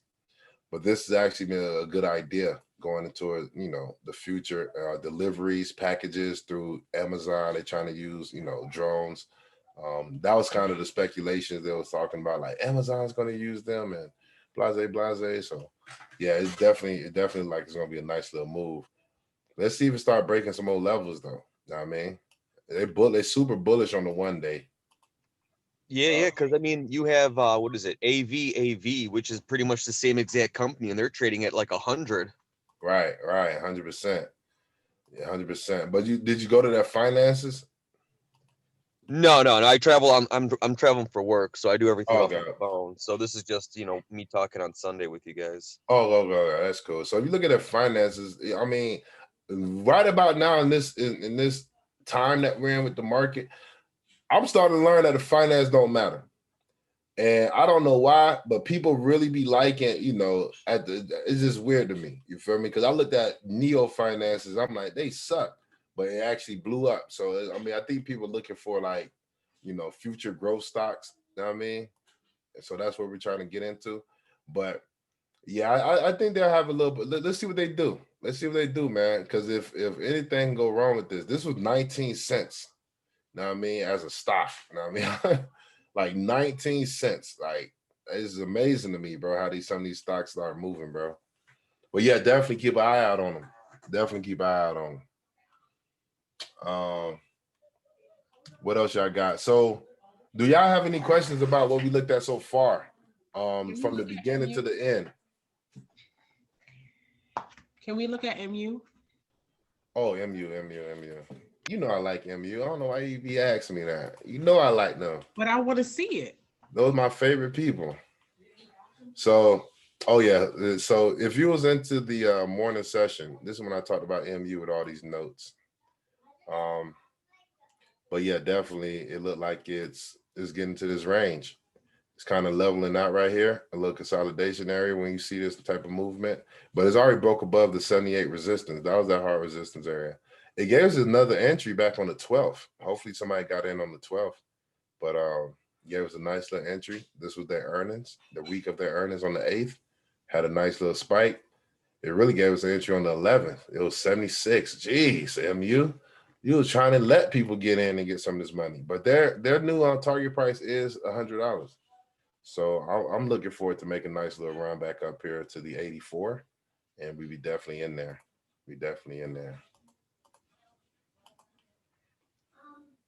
Let me check it out real quick. All right, here.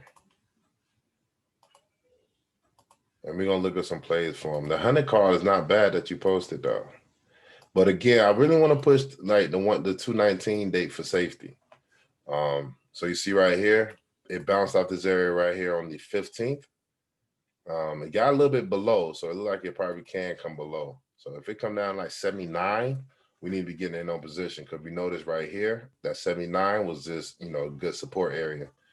I mean, at this consolidation correction area, and then it had the big spike, and then came back down. So yeah, and that's the 15-minute chart. Let's look on a bigger time frame.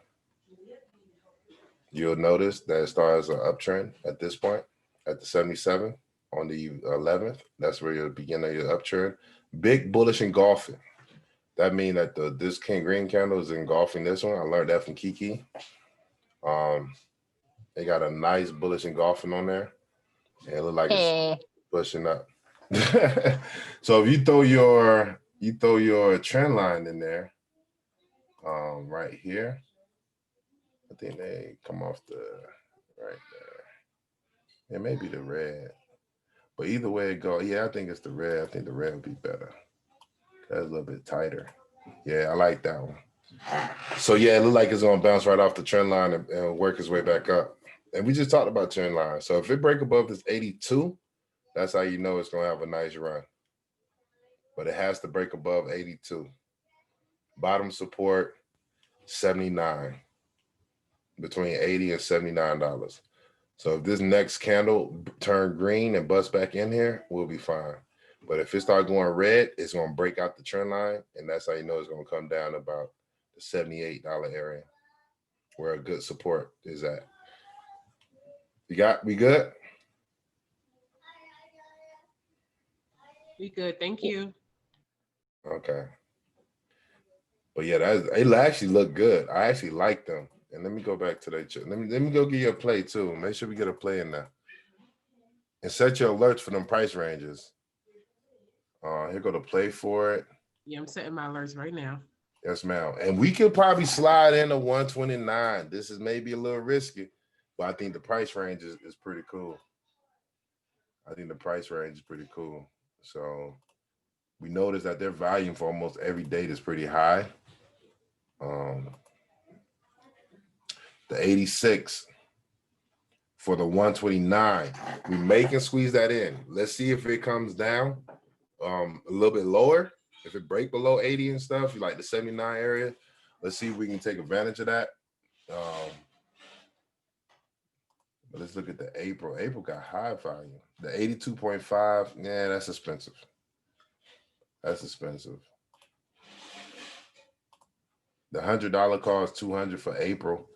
That's if you make money off of the 129. You can just move that right into the April 100s, especially if it hold above the 82 area. If you break above 82 and hold, you can definitely just rotate it back down to the 100 calls. Keep that money coming in, and a little bit safer because you'll be further out in April.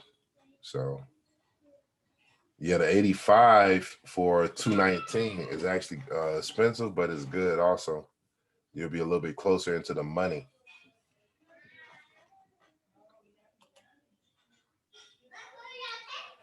Yeah, the 86 though for the 129. If you want to keep that little balance, and that's 2 weeks away. So if it run this week, we can cash out, capitalize, keep moving, but keep that support area tight.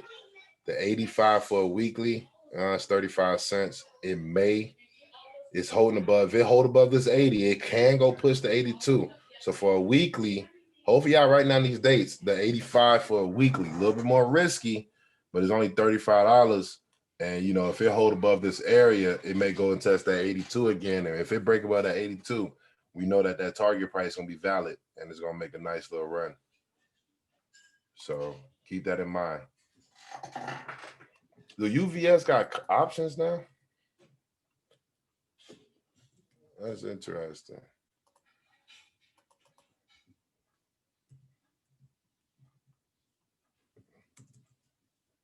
What the? Am I spelling it right? UVAS?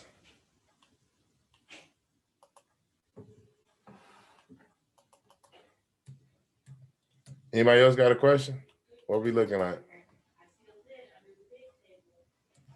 Dave, you can't find it because it's UAVs. It's like, Oh, there you go. Okay, my bad, bro. I think no, you good. You good. I do play Battlefield, and I swear to God, I seen it before. I'm like, UAVs, that's Battlefield. We got those. My bad, bro. I pull up into my gamer mind frame, but I'm in my never mind. Yeah, no, they ain't got no options. What else, y'all? What else y'all got? Y'all straight? I don't know if you guys went over Jamia before, but I didn't hear. So what do you guys think about that? Jamia, man, you must have read that $100 price target. Yeah, they definitely bullish, super bullish. We was in about I think Southside called it. Oh no, not Southside, Miss Vanessa. She was calling that $12. She was like, man, Jamia gonna run. Is it gonna hit off this and da da da da? And we was like, nah. But we still got in on it and made some money. So yeah, definitely is bullish. Definitely bullish. If it come down to the $38 area, that's a good buy area. But I think we missed that window. I think it's picked up his new uptrend at 33 on the 6th. Hopefully you're already in it. no, not yet. Yeah, so finding a position on this, you're gonna have to find this at support, 43.16. But if it break below for support, you get it at it's tough, man, because I hate calling out stuff that been running because it's like, damn, trying to find in a position knowing that we got in at a discount. But man, if you really like the company and figure they can double from 40 to 100, I can't stop you. But they did have the $100 upgrade and they reiterated it just the other day. So, and that comes from what you call it? What's the name of that group, Lou? I forgot the name of the little group, man. But they definitely put $100 target on that. Citron. Yeah, the Citron group. So yeah, my bad. Yeah, I'm at Walmart, so it take me a second. Man, grab me some, bro. Let me get some deodorant. Yeah, I got you, man. I got you, man. What you need? Yeah, Red Bull. All right, a Red Bull or something. But yeah, it looks like it's gonna go back up and test that 50. If it break above, yeah, man. That's no man's land for Jamia. With Jamia, you're bound to get a discount on a bad day underneath 40. So you saying it will break below 40? Oh, Hey, David, 1000%. leave that Jumia alone, man. What are you talking about? No, one of the homies just brought it up to us. Yeah, I mean, come on now. Yeah, I was gonna say Come on, I'm bro. surprised Ken ain't said nothing yet. Yeah, I was be quiet, chilling here, looking at David talking about my stock, man. Okay, Yeah, yeah. Hey, I'm just I've been doing the same thing, Ken. I've been sitting here I'm just the watching vessel, and man. listening to Dave talk Listen, about man, I'm just the vessel, man. But we've tattoo chef and Jamia. Yeah, Yeah. I got this TJ, what I'm gonna do, man. I'm gonna write down Momo. I'm gonna write down all the same. These are the same play we used to. But if any one of these hit, man, we may have to cash out whoever put the play out, bro. Because I feel like that's pretty dope. And y'all did your homework. Even though I'm already familiar, you know what I mean? I'm gonna still, definitely look out. Because that's amazing. That shows that people are actually learning when they come here and they picking it up. You feel me? So I think that's pretty dope.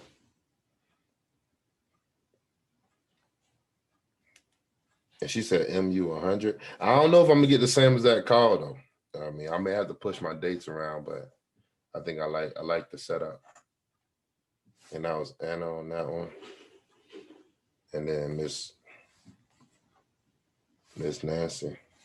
So anybody else got anything else? We're gonna leave y'all with Kiki for 5 minutes. Let Kiki break us down real quick on how she found out on Kroger.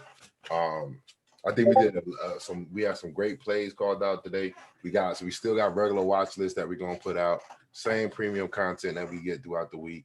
If you guys pay attention throughout the week, it is a little bit of money you can pick up extra.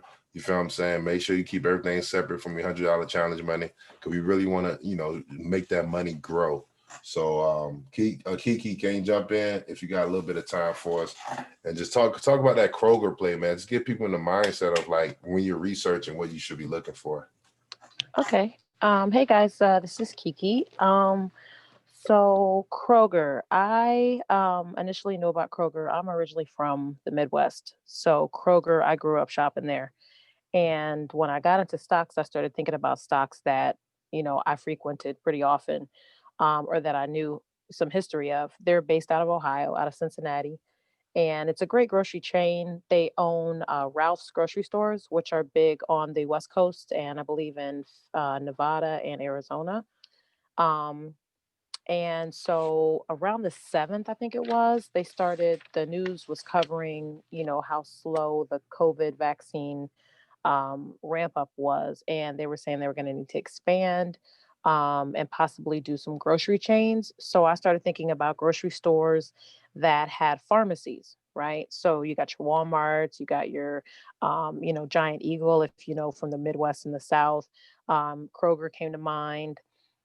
Anything, any major kind of grocery store components. So then I did some searches on some stocks that I had in my watch lists, and Kroger came up. They had earnings coming up.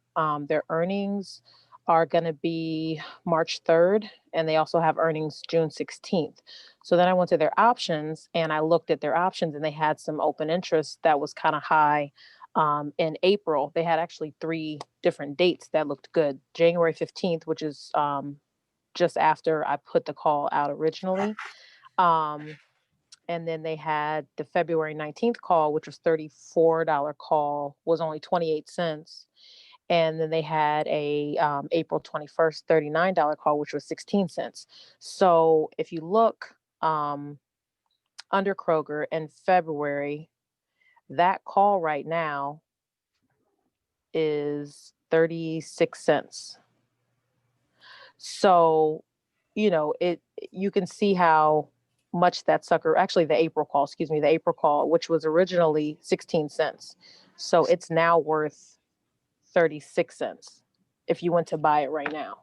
So you see that's over twice the price for it. So it's gone up. And I believe it was Daddy Rocca that had sent me a couple of messages showing me how his percentages went up. I think the first one he sent was like 475% it was up. And then the next one it was almost 1,000% or something like that. So you have to kind of look at what's trending in the news. The biggest thing I think I made sure I told everybody in the group when a friend of mine who used to do stock trading for a living said, every morning you get up, you should be watching CNBC. Like from 5 a.m. You should be up watching TV. They cover the foreign markets and then they go on to the local markets, and they usually have an indication if the foreign markets are down, we might be down. If the foreign markets are running good, we're probably going to do good or do well. So the biggest thing is just keep yourself informed, watch the news, listen to tickers. Another one that I found was EQ&R.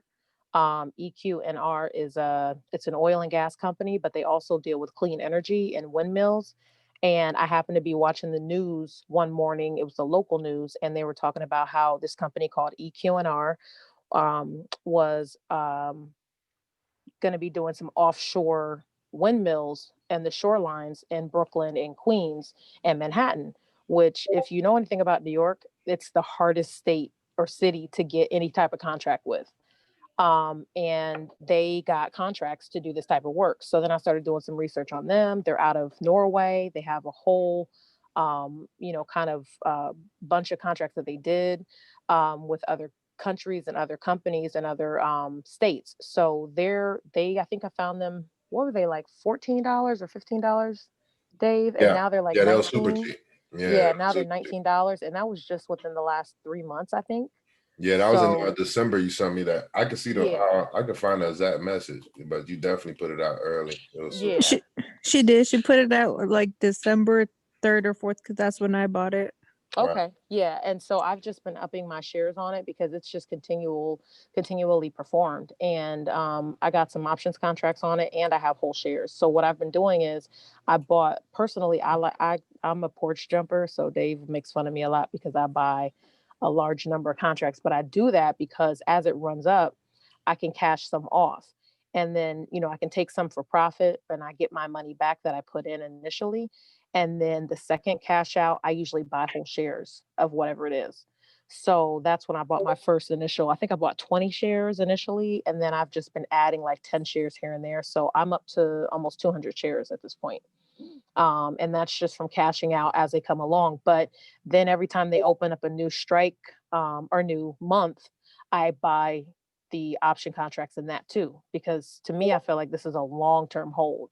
So those are two stocks. I mean, mind you, I knew about Kroger ahead of time because like I said, I grew up kind of shopping there, but watching the news is what told me that they were going to be ramping up, popularity with giving out this COVID vaccine.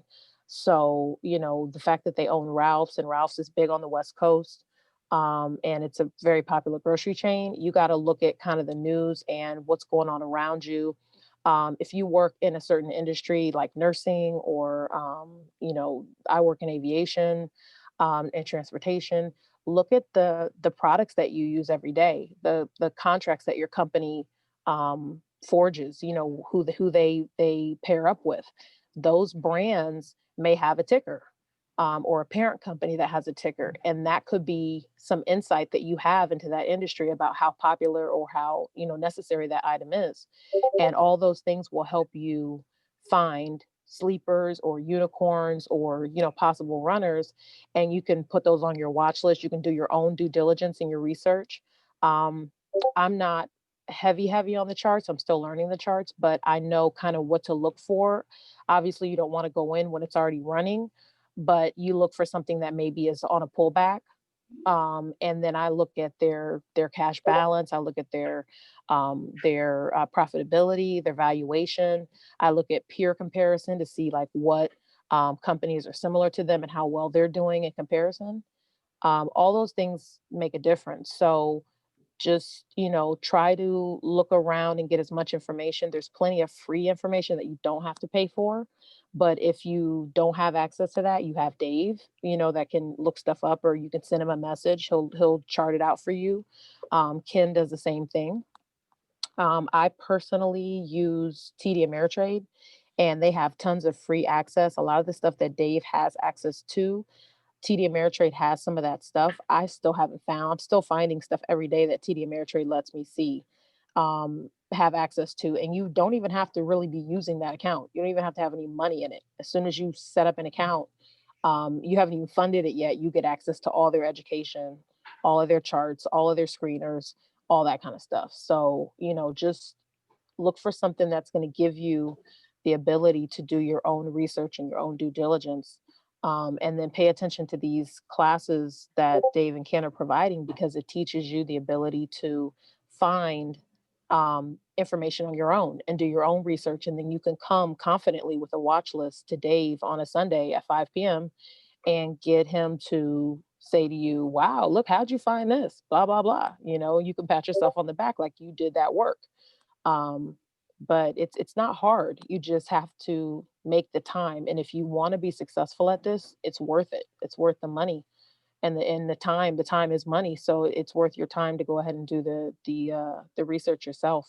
And we all come out winning. We all try to, help each other out and help each other do research, etc. But it's fun for me. So, Dave gets me happy about it. And yeah, so that's it. Any questions on that? Anything? They Because I quiet. answered it perfectly. That's why. Thanks. I appreciate you big time. Good job, bro. Dang. Shut up, But Southside. You know Bad, what? boy. Good job, girl. But anybody else got? Dang, girl. Shut up. Hey, that's Stupid. my game. Hey, I talk to you. Anyway. I got a question. Never. Anybody Goodbye. else got anything, man? I got a question. Is it possible to show how you do a rolling call? Oh, yeah. Okay. Hey, Dave, can you pull up, do you have a TD account? No, not on here. All It's right. on my phone. I don't know. Can I share my screen? Yeah, you can share your screen. You got permission. Ask Cam for permission. Yeah, Can I have permission? I think you can. You should see it. Let me Oh, see. I see it. Okay, hold on. Let me see. You gave her permission, bro? I think I have it. You Yeah, don't. it says only the host. It says only the host can do it. Only the host. Okay, let me make you. Yeah. Okay. Let me see. I'm gonna pull up my TD. Or were you speaking? Who was that asked that question? Miss Nash. Miss Nancy, is that on TD? Yes, on TD, please. Okay. All right. So I'm gonna try to show you. I mean, obviously, it's the weekend, so it's not gonna give you gonna give me the ability to send it all the way through, but I'll show you what I do for it to do it. Okay. What's it looking like, guys? Anything? Can I do it? Oh, snap! I can do it. Ooh. You in there? Yeah. Let's see. Yeah, I made yours. Yeah. Okay. I'm just trying to see what am I sharing. Second leg? No. Hold on just a second. Let me see. Let me see here. I'm trying to navigate this thing for the first time first. Let's see. Screen. Okay. Screen broadcast. Zoom. Okay, can y'all see my screen? No, not yet. Damn it. Oh, there you go. Okay. We ready. Okay, now how do I get back to my Okay. What are y'all looking at? Share device. Oh, you should be ready to go. Yeah, you ready to go now. Okay, what do you see? Anything? No, just go like you're going to TD. It's gonna make itself happen. It's gonna happen. All right. I can't see what I'm doing. That's why I look crazy. Okay, so let's see. We're gonna go to. Oh, this sucks. This really sucks because it's not the regular Thinkorswim. Oh man. Okay. Damn You can show your phone out. I can? Yeah. Just go to your Zoom link and then just press share. And you should be able to share from your phone too. Oh, this is fancy. Okay, Zoom link. Zoom is good. That's why they're stuck back on the rise. Yeah, right. Okay. Where's man? Y'all should have gave me a tester thing so I could look like I knew what the hell I was doing. Cause I don't. It's okay, Miss Kiki. We patient. Thank you. I appreciate that. Now where'd you post the thing with the Zoom link now? Where was that? Oh, in Discord. Just look at the Discord, press the Zoom link, and then once you connect. No, which room? Which room? In the $100 challenge room, I think. I don't know. So many rooms. Oh, here we go. Okay. Let's see. You got to cancel this one now that you're screening now. You got to. Oh, yeah. Okay. Yeah.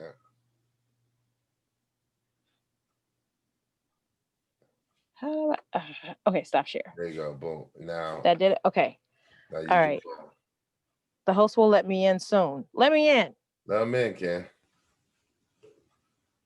Where Kenneth? He bounced. Let me in. That's like this lady that tried to she tried to get in my car. She was like, "You gonna let me in your car?" I was like, "Not today. Not this one." Can't. And like fuel cell is right at support too. I bought some whole shares of that finally.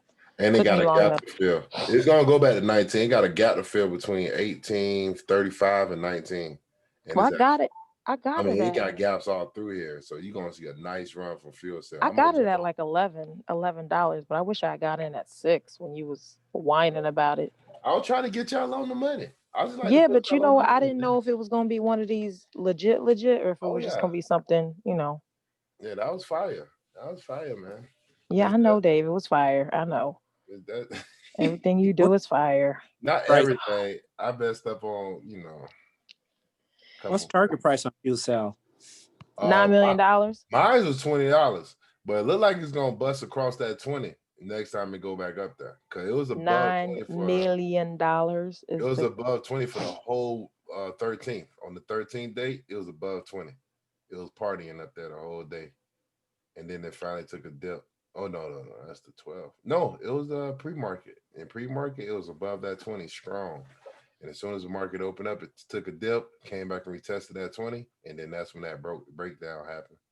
But yeah, my target price was 20. I told everybody to start taking money off the table once they get to 20, and then it came down to 15. We should have got the put. I said I let myself in. Oh, you good? I let myself in the room. Right, man. Ken, I don't know what Ken's doing, but we should have got them $15 puts though. That was a perfect call. But it is what it is. Hold on, y'all.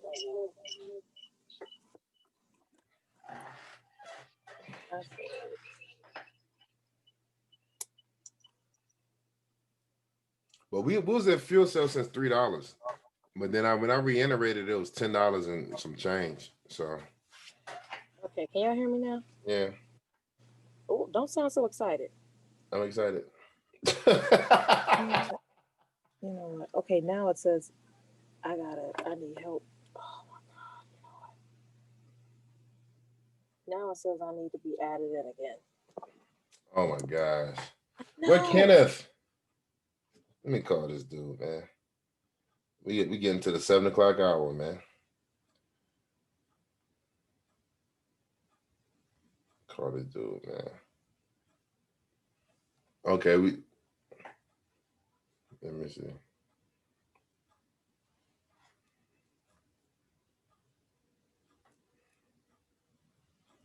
But the rolling stop, the stop loss, trailing stop loss is a perfect tool. It's probably the most convenient tool you can use. Bro, you got to let her back in, bro. And make sure that she's the host. Can you only do rolling stops when you first buy the contract, or can you go back in? But you got to make her the host so she can share her screen. You got to do it again. She had to change what she was using. She had to do it to cell phone.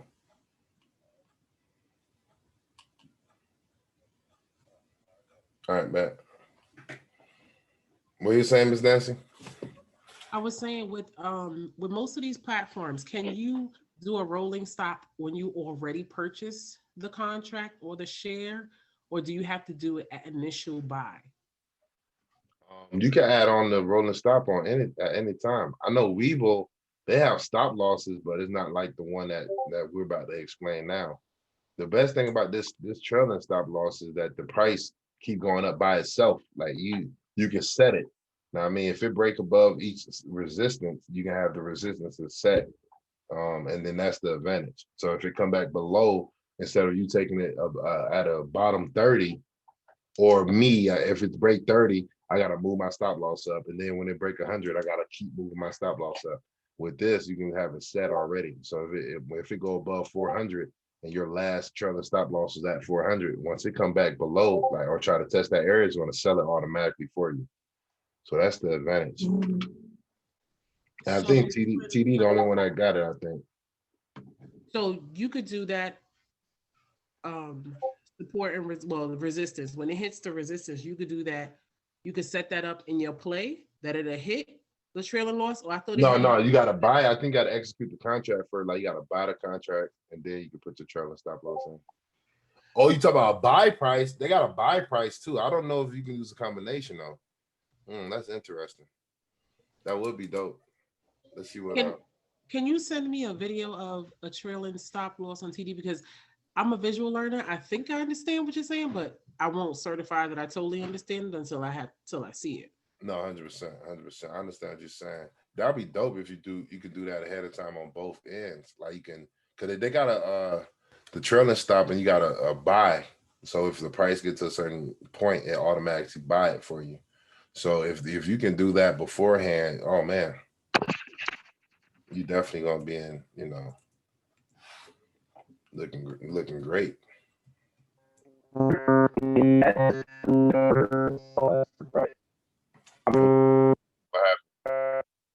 Yeah, I think we're not gonna be able to do the visual part of this. Kiki, are you still in here? Miss Kiki, if you want to just record a video and just post it, I'm okay with that too, because I know you may be having some challenges. Yeah, because. Oh, I guess it would help if I unmuted myself, huh? Yeah. Son of a bitch. Oh, you in as a Zoom user host. Yeah, I know. Just don't. Nope. Don't even. Can you see my screen? No, we don't see it. Did you share it? I wanna wait. Yeah. Hold on, let me see. Thinkorswim. Y'all can't see that? Nah. Oh my God, this is so technology is the devil. Yeah. Okay, wait, I'm saying screen, website URL, bookmark. No, I want to share my screen.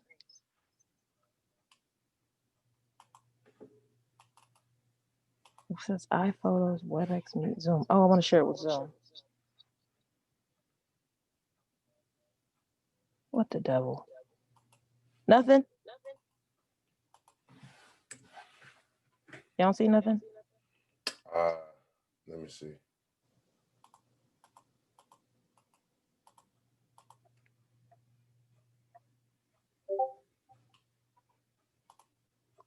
This is way too hard. No, I don't see nothing.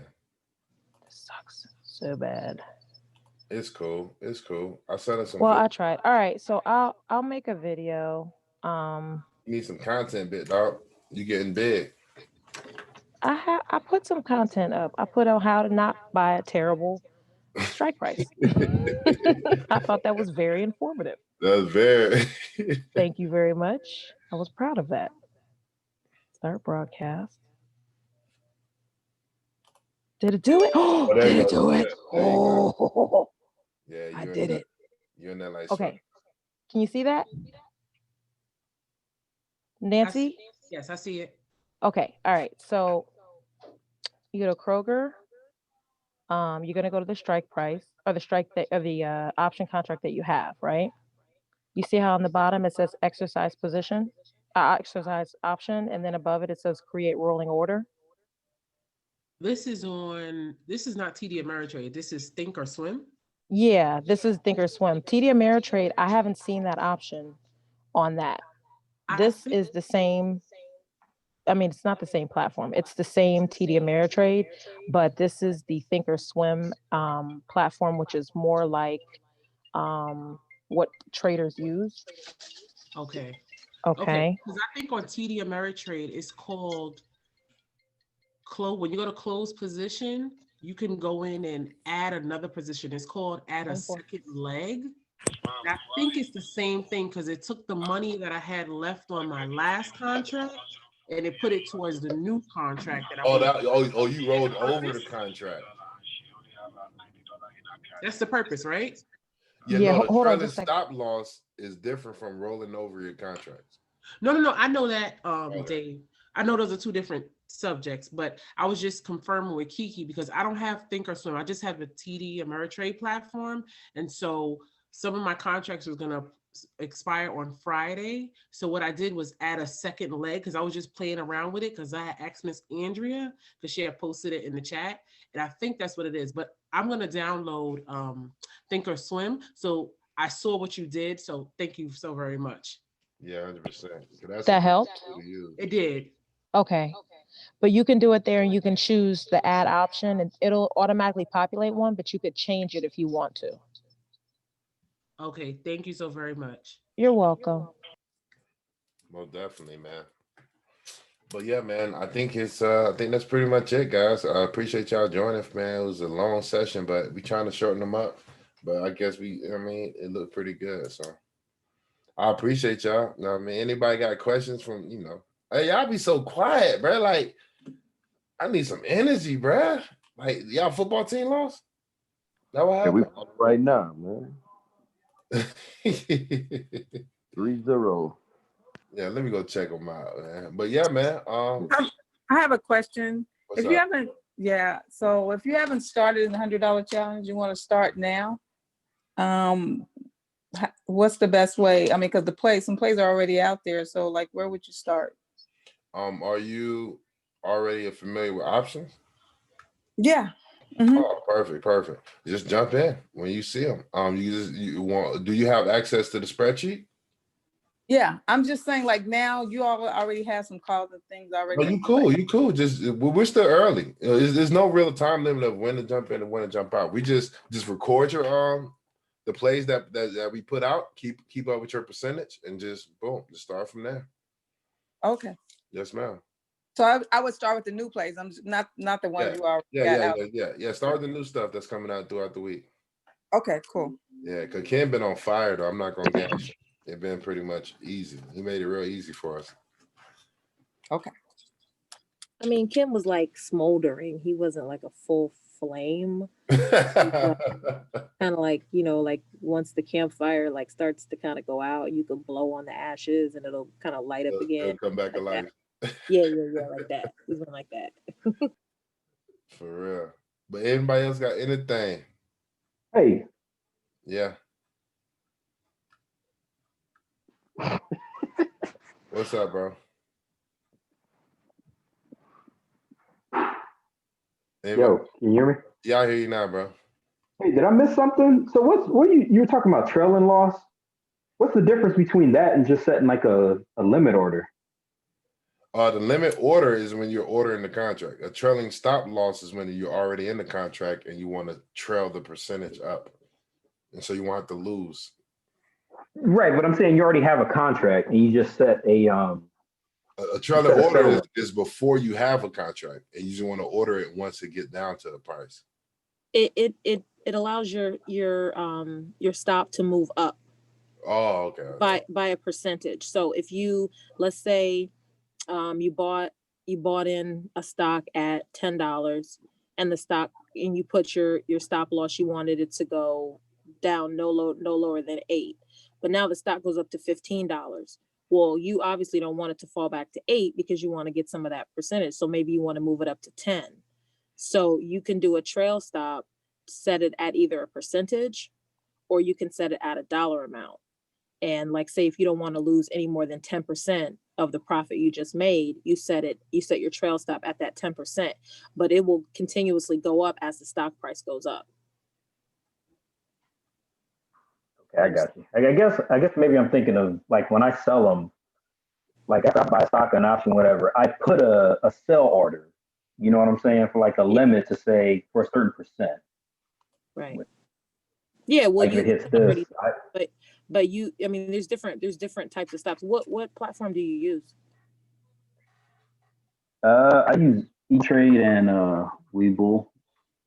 Okay. I mean, you can always go on, YouTube has a lot of videos and they teach you on different platforms how to use them, but they also explain, kind of break down what a trail stop is, a regular stop loss, or just a stop order. Like it breaks all those down. The platform, depending on which one you use, might operate a little differently as far as how you set it up, but the basic premise of them should be the same. I haven't tried to do one on Webull, but I know they have a take profit option that you can do when you're setting your order. So I'm still learning on Webull. I don't use that too much, but I'm starting to use the account more. So maybe that has the option there, but you might want to look on YouTube and just see about the videos they have there, and maybe you can break it down a little bit more for you. Yeah, I'll check it out because I'm like, what am I doing? Am I missing something? I'm like, I think it just takes the work. I mean, because I always put it at like, if I have contracts, right, I put in right after, I put in a sell order for about like a certain percent range. Like if it gets to this amount, you know, I know it'll hit and it'll sell. If it gets to this range, just sell it. So I don't know. I'll look that up. I'll check that out because I've never used the stop the trailing loss deal. Yeah. I know a lot of people who do their like I used to I watched this guy on YouTube named Adam Koo. I think it's KHOO. Yeah, he's dope. Yeah, he's dope. He really has a lot of information. He breaks it down really, really well. Anyway, I believe he's in China. Don't quote me on that. He's either China or he's in an Asian country. So his markets are, I mean, our market is closed when he's awake. So he sets all of his orders up and then he goes to bed. So he's not even awake and his money is being made for him. So he talks about stop orders and all that kind of stuff constantly, and about how to, you know, set yourself up with your percentages and how to make sure that, you know, you're not losing more money than you absolutely should be losing. So he's a great resource. It's Adam Koo, KHOO, I believe it is. And he's got a lot of videos. He does some Forex and foreign exchange, foreign currency exchange, etc. But he does stuff for options and for, you know, regular stock trading as well. But his videos are really, really good with breaking it down. He explains stuff to you really well. He talks about charting, all that kind of stuff. So if you get a chance, check out some of his videos too. I might post them up in my room. I'm gonna try to be more informative. Oh yeah. I want you to learn on top of gaining all the knowledge. You're gonna learn today. You're gonna learn every day. Every day. And I'm putting lots of Bitmojis in my room from now on. It's gonna be very colorful. You're gonna enjoy it. True story, big time. Anybody else got anything? Y'all straight? I mean, don't be shy. I know it's a lot of questions to be answered because this is the stock market. I'm looking at Plug right now, though. I'm looking at that support at 57, man. Plug might do a reversal. Can I just tell y'all a oopsie story? So, you know, you talk about we're recording. I know it's not gonna be bad. So, you know, that hurts my feelings if I have feelings. That you would think that I would do that. But anyway, so oopsie story, right? So when I was first learning to trade, which was just last year, I got a free stock and it was Plug, right? And I think it was like maybe $4 or $5 at the time. I don't even know if it was that much. And I was like, oh, okay, Plug, you know, and I read up on it or whatever. I was like, EV, that ain't doing nothing. So anyway, I bought more of them. I bought like 100 shares because it was cheap. And then I think I bought some more and then it dipped. And I got so upset that I sold it at a loss. And it's like, what now per share? 60. Yeah, so there's that. So we're not all perfect. That's tough. Putting that out there. So that's tough. I could have retired by now. Oh yeah, that was a retirement move. Yeah. So we all do it, man, for real. Oh, and I did XPEV too, and Solo and no, don't name no more. We done. Okay. All we done. All right. And Blake, BLNK. Oh my God, Blake. Oh, you know. Yeah, it hurts. Some of that shit. So bad. I learned my lesson though, so you will make mistakes. Do not be hard on yourself. It happens, and you learn to do better. That's it. Oh, yeah. So I'm holding on to Wish, like my life depends on it. Oh yeah, Wish gonna be $200. That's what I'm saying. That's what I'm saying. From your lips to God's ears. Thank you. Anybody else got anything before we get up out of here, man? I appreciate y'all joining, man. Very excited. Home. Oh yeah, we got home. That's $5. I think we jumped on it. Yeah, it's at $22. It's strong. It's bullish. Their earnings always come out pretty good. So this year is a good year for them. I gotta find that Rocket call somebody. I know I thought somebody posted something for Rocket. You said Rocket Mortgage? Yeah, Rocket Mortgage. Yeah, somebody posted something about a call for Rocket. Yeah, Rocket Mortgage, RKT. Yeah, Rocket's always, I mean, we always play on Rocket only because, I mean, not only, but I used to play it. Yeah, I mean, at the end of the day, if you think about it, everybody's refinancing right now if they can, trying to save some money on their mortgages, et cetera. Rocket Mortgage is one of those companies that is pretty easy. They've been ahead of the game when it came to doing everything electronically, more than your like conventional, Chase banks, et cetera, where they want you to come in and do everything in face to face. So they've been doing that, and they're faster. They're a lot faster. They don't run you through a bunch of places, for your credit and stuff like that. So it's always been a good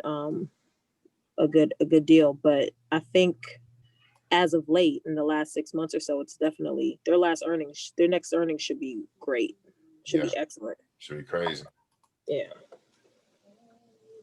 The whole real estate, I'm paying attention to that whole sector because of the same reason.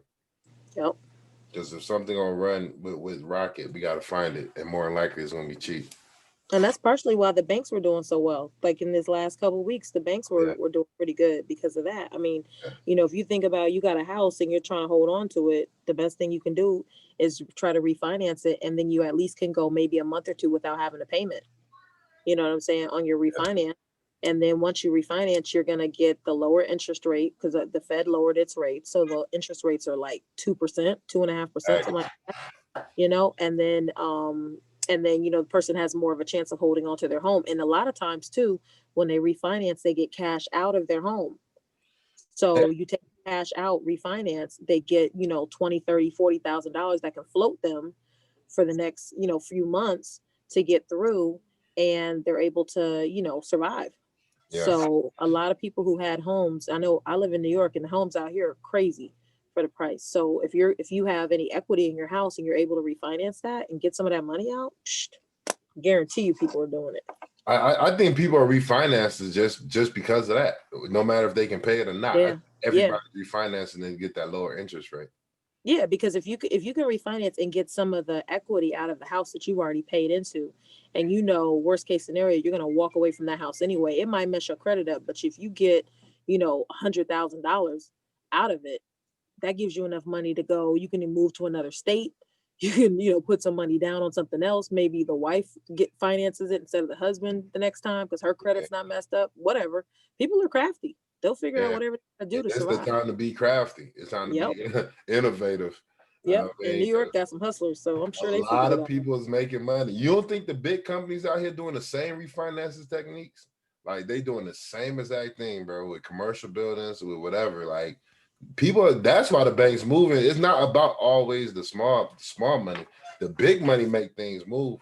So you think that them big money people in there, even though they understand I don't have to do this, but they want that lower interest rate. They want to pay less. Man, they in that office just like everybody else.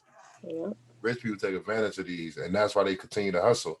That's why when Donald Trump said, the first thing he said was, well, those are the rates that Obama had. You know what I mean? That man paid nothing for taxes. We got to take advantage of them same maneuvers. I wasn't even mad when he said it. I was trying to figure out how he did it. I'm like, man, how he figured that out? What rule did he apply? Because we all need to be taking advantage of those. He got 300 companies, man. Exactly. Every time one of those buildings he builds is under a separate corporation, and then he can bankrupt out of it and turn around, and it doesn't affect anything else he's done. Right. Nothing else. They run credit cards. They'll get credit. You can get credit cards for each of those companies and turn around and file bankruptcy, and you've done cash advances on the credit cards, and now you're using that cash for something else. Yeah. I read this article about, man, when I tell you I saw some stuff, I said, what? This is how they do it. They tell you too. They be This is brave how and tell you right in your face how they do it, and we be like, "Wow, it's unfair." No, it's fair. We just got to be part of the fair. you gotta take the hustle and move I on. don't complain no more. I research. If I see somebody out here making a move, oh, how you do that? Let's go find it. You feel me? Because man, we look. Is these next 10 years? There's gonna be some new millionaires setting up. You feel what I'm saying? Like young millionaires. You can see it coming. Like it's about to be a wave. Know what I mean? And you either gonna be with it or you ain't gonna be with it. But I ain't gonna hate on nobody. I'm gonna ask how you did it. Know what I mean? That's just me. But anybody else got anything? We definitely gonna be excited to see you guys on Tuesday, man. We're gonna be lit. If it's a red day, I told y'all sharpen carts on red days. If you're new to the group, go back, look at some of the watch lists that we already put out. See if you get familiar with some of the plays. Have your watch list ready. If you got questions that need to be answered or about having an entry or exit, let's go over it. Let's strategize, man. We learn together, we earn together, man. Let's get this money. It's gonna be a great year. It's already setting up to be a great year. So $100 challenge, we all should be looking pretty. But holla at me, man. Y'all let me know something. God bless y'all. Y'all enjoy your families. And that's it. Doing numbers. Thank you, Dave. Good night. All right, love. Good night. Good night. All right, y'all. Good night. Good night. Good night. Good night, y'all.